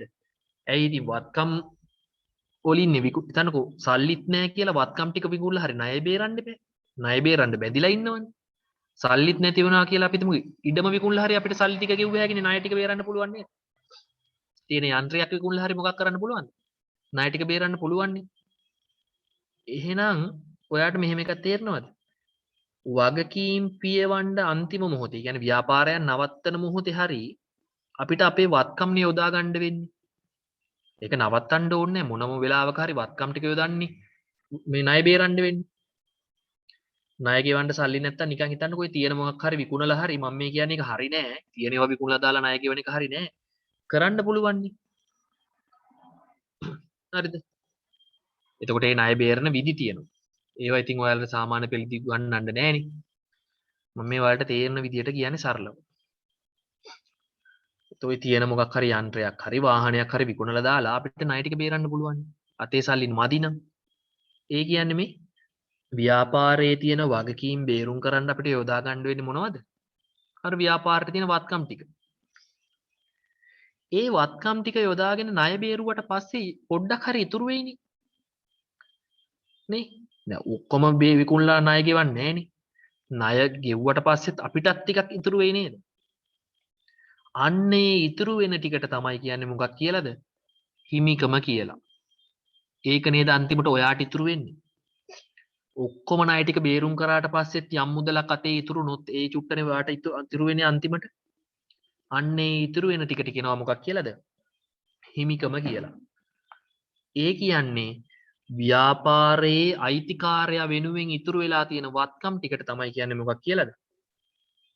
හිමිකම කියලා. හරි ව්‍යාපාරයේ අයිතිකාරයා වෙනුවෙන් ඉතුරු වෙලා තියෙන වත්කම් ටිකට කියනවා හිමිකම කියලා. අපි පස්සේ හදන්න ඔය ගණන් හදන්න ඉගෙන ගන්නවා හිමිකම අරක මේක. දැනට ඔහේ යන් කතා කරා. හරිද හිතන්නකො මෙහෙම. ඔයාගේ ව්‍යාපාරයේ ඔක්කොම වත්කම් තියෙනවා රුපියල් ලක්ෂයක්. ඔක්කොම ඔය ඉඩම් වික්කොත් හම්බෙනවා. එහෙම අපි හිතමු ලක්ෂ කියන්නේ ලොකු ගාණක් කියලා. ඔක්කොම තියෙනවා රුපියල් ලක්ෂයක් වත්කම්. ඉඩම් විකුණලා අතේ තියෙන සල්ලි ගොඩනැගිල්ල විකුණලා යන්ත්‍ර සූත්‍ර විකුණලා ඔක්කොම එකතු කරාම මේ වගේ වටිනාකම ලක්ෂයයි. ණය තියෙනවා කියලා හිතන්නකෝ 60000ක්. එහෙනම් අර ලක්ෂයෙන් නේද ඔය 60000 ගෙවන්න වෙන්නේ ඔයාට. දැන් මේ ලක්ෂෙන් 60000 ගෙවුවම ඔයාගේ අතේ රුපියල් කීයක් ඉතුරුද? 40000ක් ඉතුරුයි. එහෙනම් අන්තිමට ඔයාට ඉතුරු උනේ අර 40000ක වත්කම් චුට්ට විතරයි නේද? එහෙනම් හිමිකම කියන්නේ මොකක්ද? ව්‍යාපාරයෙන් අයිතිකාරයාට ඉතුරු වෙලා තියෙන කොටස. ව්‍යාපාරයෙන් අයිතිකරුට ලැබිය යුතු කොටසට තමයි කියන්නේ මොකක් කියලාද? හිමිකම කියලා. එහෙනම් අයිතිකාරයා වෙනුවෙන් ව්‍යාපාරයේ ඉතුරු වෙන වත්කම් ප්‍රමාණයට තමයි කියන්නේ මොනවද කියලාද? හිමිකම කියලා. ඒ කියන්නේ නම් ව්‍යාපාරයේ තියෙන වත්කම් යොදාගෙන ව්‍යාපාරයේ වගකීම් බේරුම් කරනවනේ. අර ණය ටික ගෙවලා දානවනේ. ඒ ගෙව්වට පස්සේ යම් චුට්ටක් හරි ඉතුරු වෙයිනේ. අන්නේ ඉතුරු වෙන ටිකට කියනවා මොනවා කියලාද? හිමිකම කියලා. ක්ලියර්? යන්න ව්‍යාපාරයක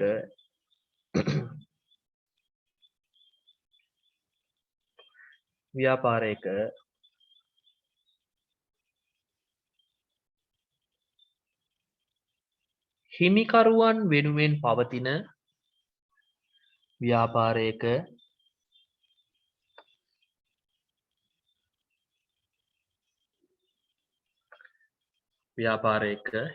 හිමිකරුවන් වෙනුවෙන් පවතින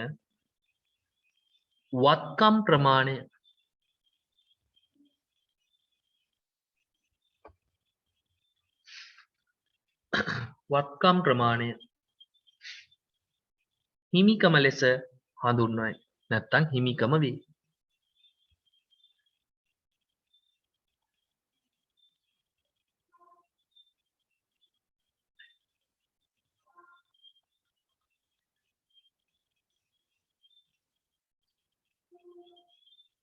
සූත්‍රයක් ලියාගන්න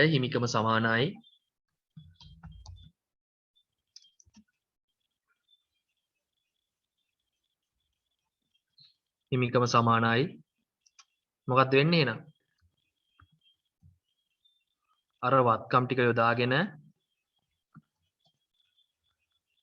හරිද තියෙන වත්කම් උපරිමය කීයක්ද? ඒක යොදාගෙන වගකීම් ටික ගෙව්වට පස්සේ අපිට ඉතුරු ප්‍රමාණයක් තියෙනවනේ. අන්න එතකොට එනවා හිමිකම.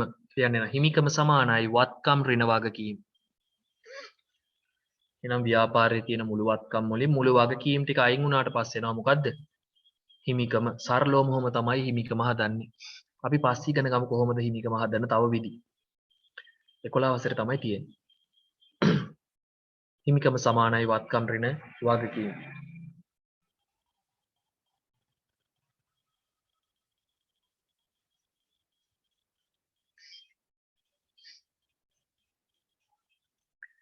හරි.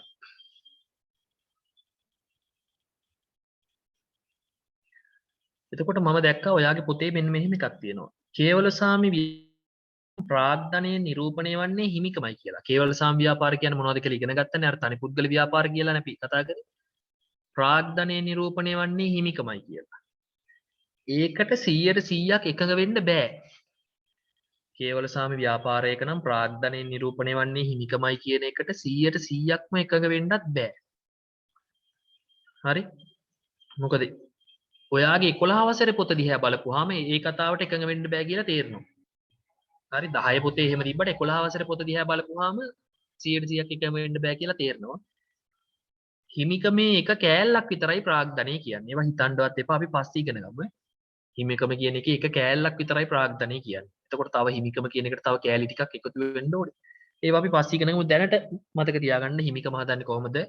ව්‍යාපාරයේ තියෙන වත්කම් වලින් ව්‍යාපාරයේ වගකීම් ටික අඩු කරාට පස්සේ එන උත්තරයට කියනවා හිමිකම කියලා. හරි. නැත්තම් දැන් ආදායම් වියදම් උගන්වද්දිම ඔයාට තේරෙනවා හිමිකම කියන්නේ ප්‍රාග්ධනයට නෙමෙයි කියලා. හරි. දැන් එනවා ආදායම් ඉන්කම්.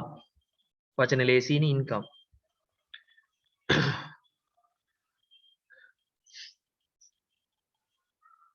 හරි. දැන් ඔන්න හිතන්න මෙහෙම දැන් ඔයා ව්‍යාපාරයක් කරගෙන යනවනේ. ඒ කරගෙන යද්දී ඔයාට ව්‍යාපාරයෙන් අහපව් ලැබෙන්න ඕන ප්‍රමාණයටනේ හිමිකම කියන්නේ. ඔයාට ව්‍යාපාරයෙන් අහපව් ලැබෙන්න ඕන ප්‍රමාණයටනේ හිමිකම කියන්නේ. ව්‍යාපාරයෙන් අයිතිකරුට හිමි වෙන කොටසට නෙවෙයි. ඔයා නිර්වචන ලිවෙත් එහෙමනේ. අයිතිකරු වෙනුවෙන් පවතින වත්කම් ප්‍රමාණය කියන්නේ ඔයාට අයිති ටික. කවදා හරි දවසක ව්‍යාපාරයෙන් ඔයාට කොච්චරක් අහපව් හම්බෙනවද? එහෙනම් අර ව්‍යාපාරයේ තියෙන මුළු වත්කම් වලින් අර ණය ටික බේරුවාට පස්සේ ඉතුරු ටිකනේ ඔයාට හම්බෙන්නේ. එතකොට මේ දැන් ඔයා ව්‍යාපාරයක් කරයි යද්දි අඩුම ගානේ ඔයා ව්‍යාපාරයක් කරන්න දානවනේ සල්ලි ටික. ඔයා ව්‍යාපාරය කරන්න පටන් ගද්දි දානව නේද සල්ලි ටික. ඔන්න ඕකට තමයි ප්‍රාග්ධනය කියන්නේ. ව්‍යාපාරය වෙනුවෙන් අයිතිකාරයෝ යොදන සම්පත් වලට කියනවා මොනවා කියලාද? ප්‍රාග්ධනය කියලා. මම ඊට කලින් දවසක ඕක නම් කියලා තියෙනවා.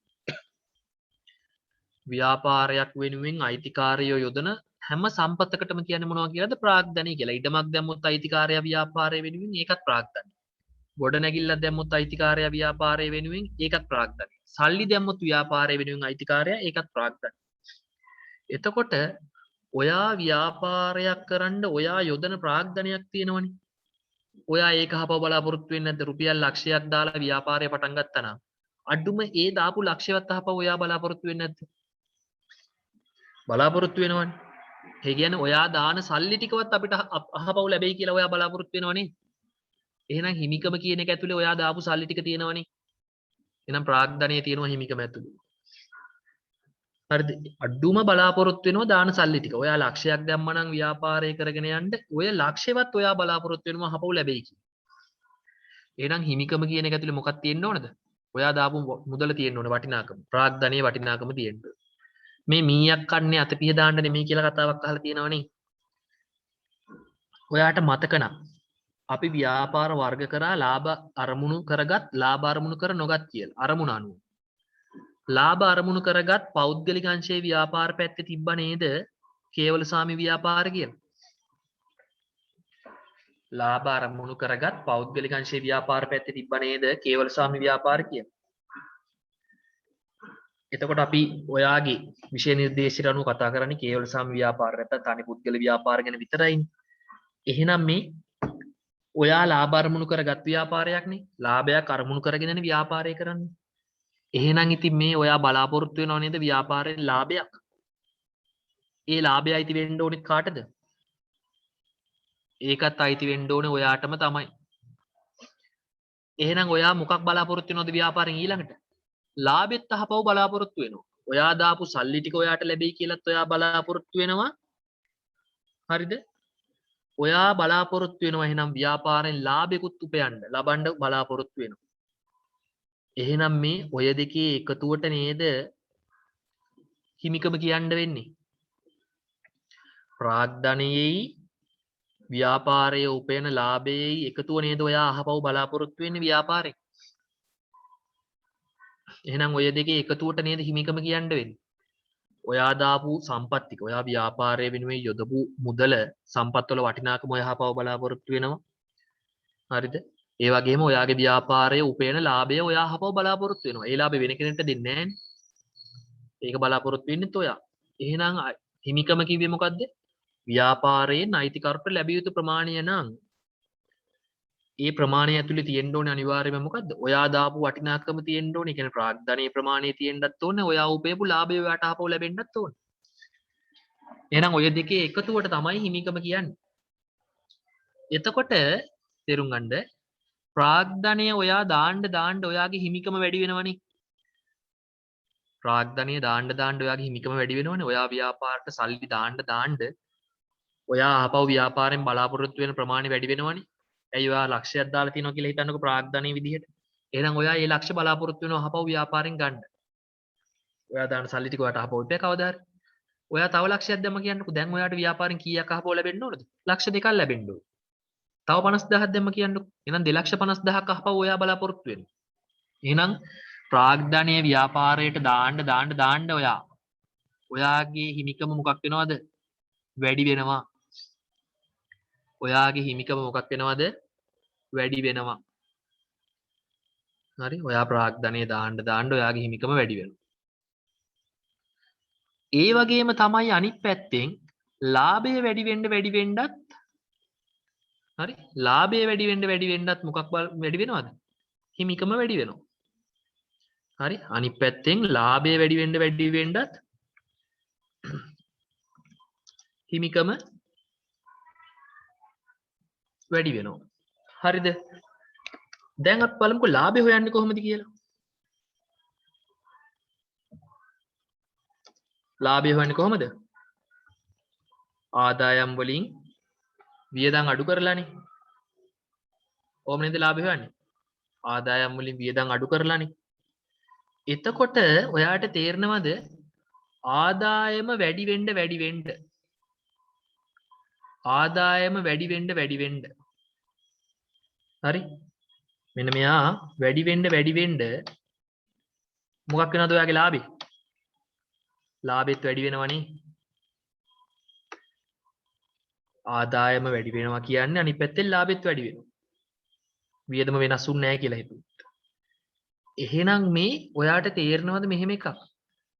හිමිකම වැඩි වෙන්නේ මේ හේතුව හින්දා නේද? එක්කෝ ප්‍රාග්ධනය දාන එක වැඩි වුණොත් හිමිකම වැඩි වෙනවා. නැත්තම් ලාභෙ වැඩි වුණොත් හිමිකම වැඩි වෙනවා. ලාභෙ වැඩි වෙන්න නම් ආදායම වැඩි වෙන්න බෑ. එහෙනම් ආදායම් වැඩි වෙනවා කියන්නේ අනිත් පැත්තට හිමිකම වැඩි වෙනවා හා සමානයි නේද? ලාභෙ වැඩි වෙනවා කියන්නේත් එහෙනම් අනිත් පැත්තට හිමිකම වැඩි වෙනවා හා සමානයිනේ. එහෙනම් ආදායම් වැඩි වෙනවා කියන්නේ හිමිකම වැඩි වෙනවා හා සමානයි. හේතුව ආදායම් වැඩි වෙද්දි ලාභය වැඩි වෙනවනේ. එහෙනම් ලාභය වැඩි වෙද්දි හිමිකම වැඩි වෙනවා. එහෙනම් ආදායම් වැඩි වෙනවා කියන්නේ හිමිකම වැඩි වෙනවා හා සමානයි නම් දැන් ඔලුවට එන්න ඕනේ කාරණාවක්. හිමිකම වැඩි වෙන්න බලපාන කාරණා දෙකයි තියෙන්නේ. හිමිකම වැඩි වෙන්න බලපාන කාරණා දෙකයි තියෙන්නේ. එකක් ප්‍රාග්ධනයේ යෙදීම අනිත් පැත්තෙන් ආදායම් වැඩිවීම ආදායම් ලැබීම. හරි? මොනවද? ප්‍රාග්ධනයේ යෙදීම හින්දා හිමිකම වැඩි වෙනවා. අනික ආදායම් ලැබීම නැත්නම් ආදායම් වැඩිවීම හින්දා හිමිකම වැඩි වෙනවා. එහෙනම් මං ආදායමක් කියලා මෙහෙම කියන්නද? ප්‍රාග්ධනයේ යෙදීම හැර හිමිකම වැඩි වෙන්න බලපාන අනික් හැම ගනුදෙනුවක්ම ආදායමක් කිව්වොත් හරි නේද? දැන් හිමිකම වැඩි වෙන්න හේතු දෙකයිනේ. ප්‍රාග්ධනය යොදපුවාම හිමිකම වැඩි වෙනවා. හරි? ප්‍රාග්ධනය යොදපුවාම හිමිකම වැඩි වෙනවා. අනිත් පැත්තෙන් ආදායම් ලැබෙද්දිත් හිමිකම වැඩි වෙනවා. එහෙනම් මම මෙහෙම කියන්නම්කෝ. ප්‍රාග්ධනයේ යෙදීම හැර හිමිකම වැඩි වෙන්න බලපාන සියලුම ගනුදෙනු වලට අපි කියනවා මොනවා කියලාද? ආදායම් කියලා. හරිද? ලියන්න නිර්වචනේ. ආදායම් වලට නිර්වචන ලියන්න.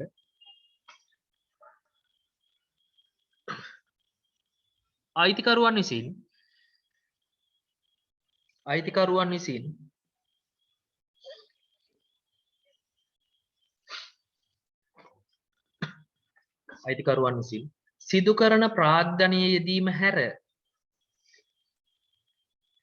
අයිතිකරුවන් විසින් සිදු කරන ප්‍රාග්ධනයේ යෙදීම හැර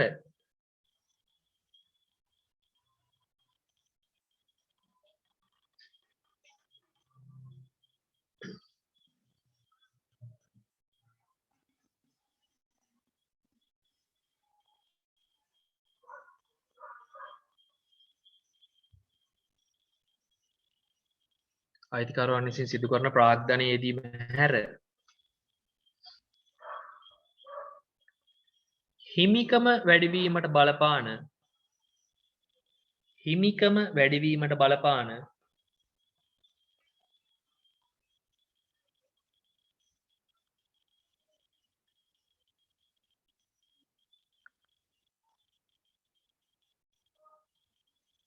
හිමිකම වැඩිවීමට බලපාන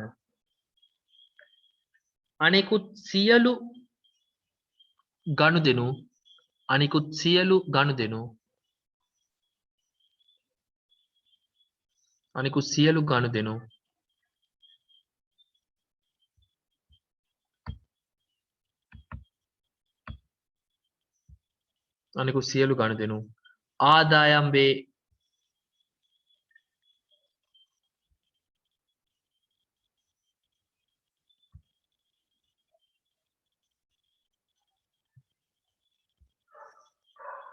ආදායම් වේ.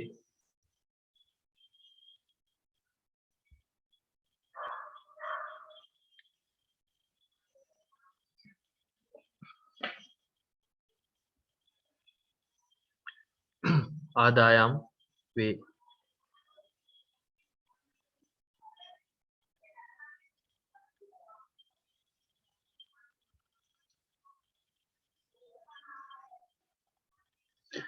හරි උදාහරණ ලියා ගන්න ආදායම් වලට ඕන නම් විකුණුම් වික්කහම සල්ලි එනවනේ. විකුණුම්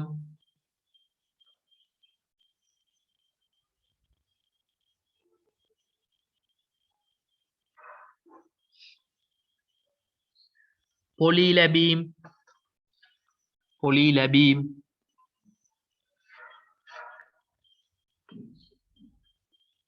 ලද වට්ටම් දැන්ට ලියා ගන්න අපි පස්සෙව කතා කරනවා. ලද වට්ටම්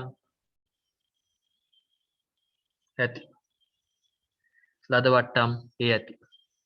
අපි පස්සේ කතා කරන මොනවද ඔය කියන්නේ කියලා.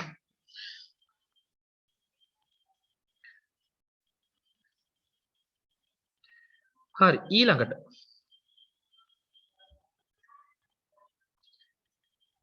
ඊළඟට වියදම් expenditures දැන් හිමිකම වැඩි වෙන්න බලපාන කරුණු මම දෙකක් කිව්වා. මොනවද හිමිකම වැඩි වෙන්න බලපාන කරුණු? එකක් තමයි ප්‍රාග්ධනයේ යෙදීම. අනික තමයි ආදායම් ලැබීම. හරි. දැන් අනිත් පැත්තට තේරුම් ගන්නකෝ අයිතිකාරයා ව්‍යාපාරයට දාපු දේවල් අහපව් අරගත්තොත් ව්‍යාපාරයට අයිතිකාරයා දාපු දේවල් අහපව් අරගත්තොත් හරි මොකක් වෙනවද හිමිකම අඩු වෙනව නේද? ඇයි අර එයාට කවදා හරි ලැබෙන්න ඕනේව අඩු වෙලානේ.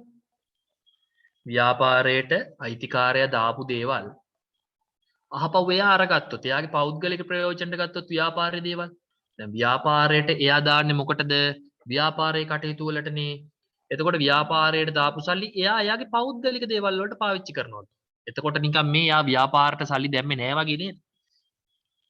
සාමාන්‍යයෙන් ව්‍යාපාර කටයුතු කරනවා නම් මේ ව්‍යාපාරයට දාපු සල්ලි පෞද්ගලික ප්‍රයෝජනයට පාවිච්චි කරන්නේ නෑ.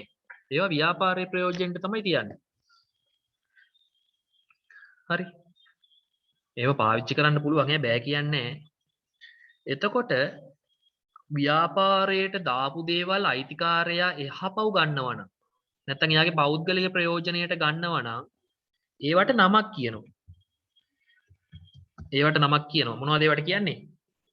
ගැනිලි කියලා කියනවා. හරි? අපිට හම්බෙන ඔය වචනේත් හැමතැනම ඉස්සරහට. මොනවද එහෙනම් ගැනිලි කියන්නේ?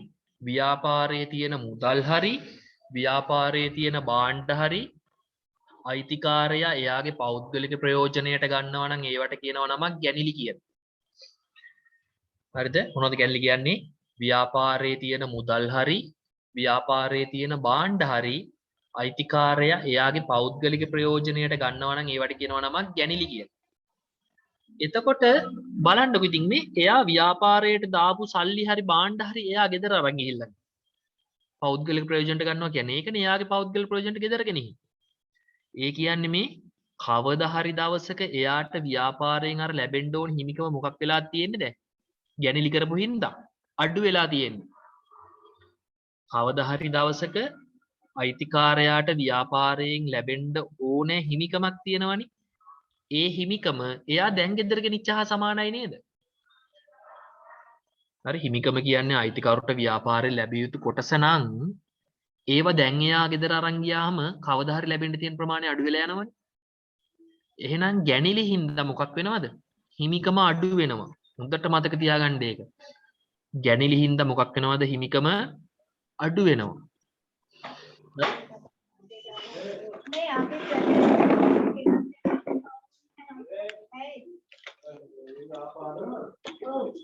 ගැනිලි හින්දා හිමිකම අඩු වෙනවා.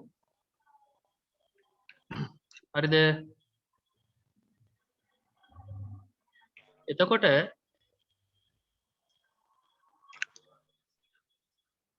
අනිත් පැත්තට හිමිකම අඩු වෙන්න පුළුවන් නේද? ලාභය අඩු වුණොත්.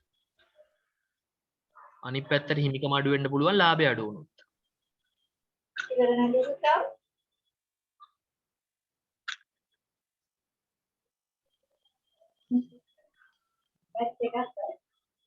හරි අනිත් පැත්තට හිමිකම අඩු වෙන්න පුළුවන් ලාභය අඩු වුණොත්. එතකොට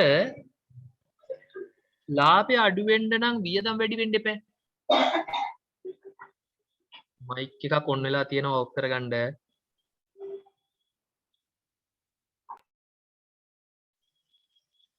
අනිත් පැත්තට ලාභය අඩු වෙන්න නම් වියදම් වැඩි වෙන්න ඕනේ. නැත්නම් ආදායම අඩු වෙන්න ඕනේනේ. හරිද? අපි හිතමු වියදම් වැඩි වෙනවා කියලා. එතකොට හිමිකම අඩු වෙන්න බලපාන එක කාරණාවක් තමයි ගැනිලි. ඒ කියන්නේ අයිතිකාරයා ව්‍යාපාරයේ භාණ්ඩ ටික හරි මුදල් ටික හරි ගෙදර අරන් ගිහිල්ලා එයාගේ පෞද්ගලික ප්‍රයෝජනයට ගත්තොත් එතකොට එයාගේ හිමිකම කවදා හරි එයාට ව්‍යාපාරයෙන් ලැබෙන්න ඕන ප්‍රමාණය අඩු වෙලා තියෙනවා. හේතුව කවදා හරි ගෙනියන්න ඕන ටික දැන් ගෙනහින්නේ යා. කියන්නේ එයාගේ අයිතිය එයා කලින්ම අරගෙන. එතකොට හිමිකම අඩු වෙනවා. එහෙනම් ගැනිලි හින්දා හිමිකම අඩු වෙනවා. ඒ වගේම තමයි ලාභය අඩු වුණොත් අනිත් පැත්තට හිමිකම අඩු වෙනවනේ. එතකොට ලාභය අඩු වෙන්න බලපාන ප්‍රධාන කාරණාවක් වෙන්නේ වියදම් වැඩි වෙන එකනේ. ආදායම් අඩු වුණත් අඩු වෙනවා.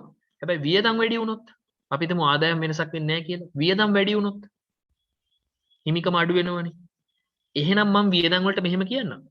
ගැනිලි හැරෙන්න හරි ගැනිලි ඇරෙන්න අයිතිකරුගේ හිමිකම අඩු වෙන්න බලපාන සියලු ගනුදෙනු වලට කිව්වොත් වියදම් කියලා හරි නේද? ඇයි හිමිකම අඩු වෙන්න බලපාන්නේ කරුණු දෙකයිනේ. ගැනිලි වියදම් කියන කරුණු දෙක නම් වියදමක් කියන්නේ ගැනිලි හැරෙන්න හිමිකම අඩුවීමට බලපාන සියලු ගනුදෙනු වලට කියනවා මොනවා කියලාද? වියදම් කියලා.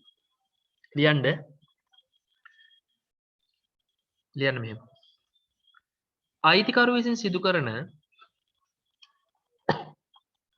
අයිතිකරු විසින් සිදු කරන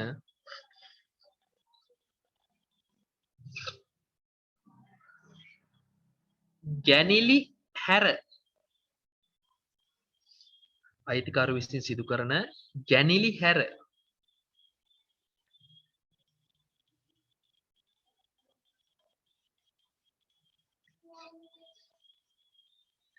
අයිතිකරු විසින් සිදු කරන ගැනිලි හැර හිමිකම අඩුවීමට බලපාන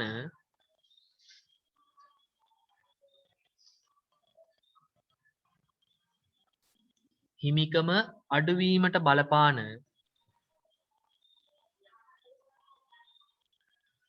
අනිකුත් සියලු ගනුදෙනු හිමිකම අඩුවීමට බලපාන අනිකුත් සියලු ගනුදෙනු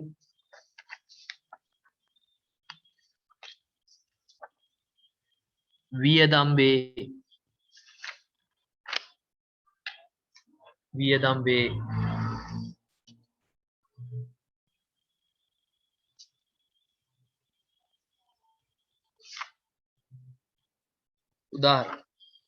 උදාහරණ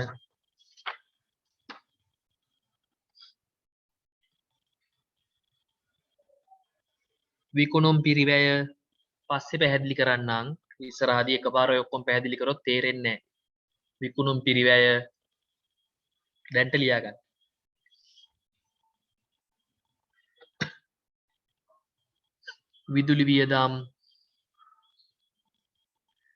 විදුලි වියදම්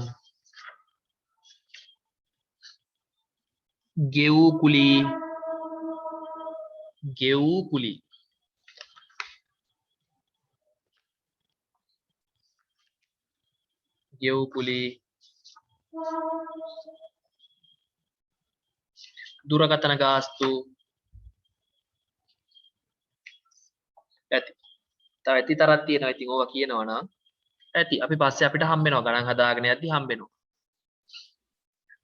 හරි ඔන්න අපි කතා කරා ගිණුම් කරන මූලිකාංග ටික අද මොකද්ද ගිණුම්කරණය කියන්නේ කියලා කතා කරා ගිණුම්කරණයේ අරමුණු කතා කරා එතකොට අපි කතා කරා ගනුදෙනුවක් කියන්නේ මොකද්ද සිද්ධියක් කියන්නේ මොකද්ද ගනුදෙනු සිද්ධි තුලින් අපි කතා කරා වත්කම් වගකීම් හිමිකම් ආදායම් වියදම් කියන ගිණුම් කරන මූලිකාංග ඇති වෙනවා කියලා ඊට පස්සේ අපි කතා කරා ගිණුම් කරන මූලිකාංග කියන්නේ මොනවටද කියලා එක එක කතා කරා දැන් ඊළඟ දවසේ ඉඳන් අපිට තියෙන්නේ ගණන් හදන්න පටන් ගන්න එතකොට ඒ ගණන් හදද්දී ඔය කාරණා පහ හම්බෙනවා ගණන් හදලා ඉවර වෙනකන් අපිට ඔය කාරණා පහ හම්බෙනවා එතකොට ඔයාට පුළුවන් වෙන්න ඕනේ මොනවා හරි දුන්න ගමන් බැංකු ණය කියපු ගමන් ඔලුවට එන්න ඕනේ බැංකු ණය කියන්නේ වගකීම. ඒයි කවදා හරි ගෙවන්න බැදෙනවනේ මුදල්. මුදල් කියන්නේ අපිට අයිති දෙයක් නේ අපේ පාලනය යටතේ තියෙන එහෙනම් ඒක වත්කම. අන්න එහෙම කියන්න පුළුවන් වෙන්න ඕනේ. ඕක ගණන් හදාගෙන යද්දි නිකම්ම පුළුවන් වෙනවා. හරිද? එතකොට අද කරපු ටික හොඳට ආයෙ බලාගන්න මොනවා හරි ගැටලුවක් තියෙනම් කතා කරලා හරි අහන්න කිසි ප්‍රශ්නයක් නැහැ. ඊළඟ දවසේ එතකොට අපි ගිණුම් කරන සමීකරණය කියන පාඩම් පටන් ගන්නවා. එතකොට ඔයාගේ පෙළ පොතේ තියෙන ගණන් හොඳ ගණන් ටිකක් තියෙන්නේ. කිසි ප්‍රශ්නයක් නැහැ. ඒ ගණන් ටික හොඳ ගණන් ටිකක්. මම group එකට දැම්මොත් note එකක් ඒක print කරගන්න. note එක කියන්නේ ගණන් ටිකක්. ඒක print කරලා තියාගන්න. මොකද අතේ ගණන් ටික තියෙන්න ඕනි. එතකොට අපි ඊළඟ දවසේ හම්බ වෙනවා මොනවා හරි ගැටලුවක් තියෙනම් අහන්න ඊට කලින්.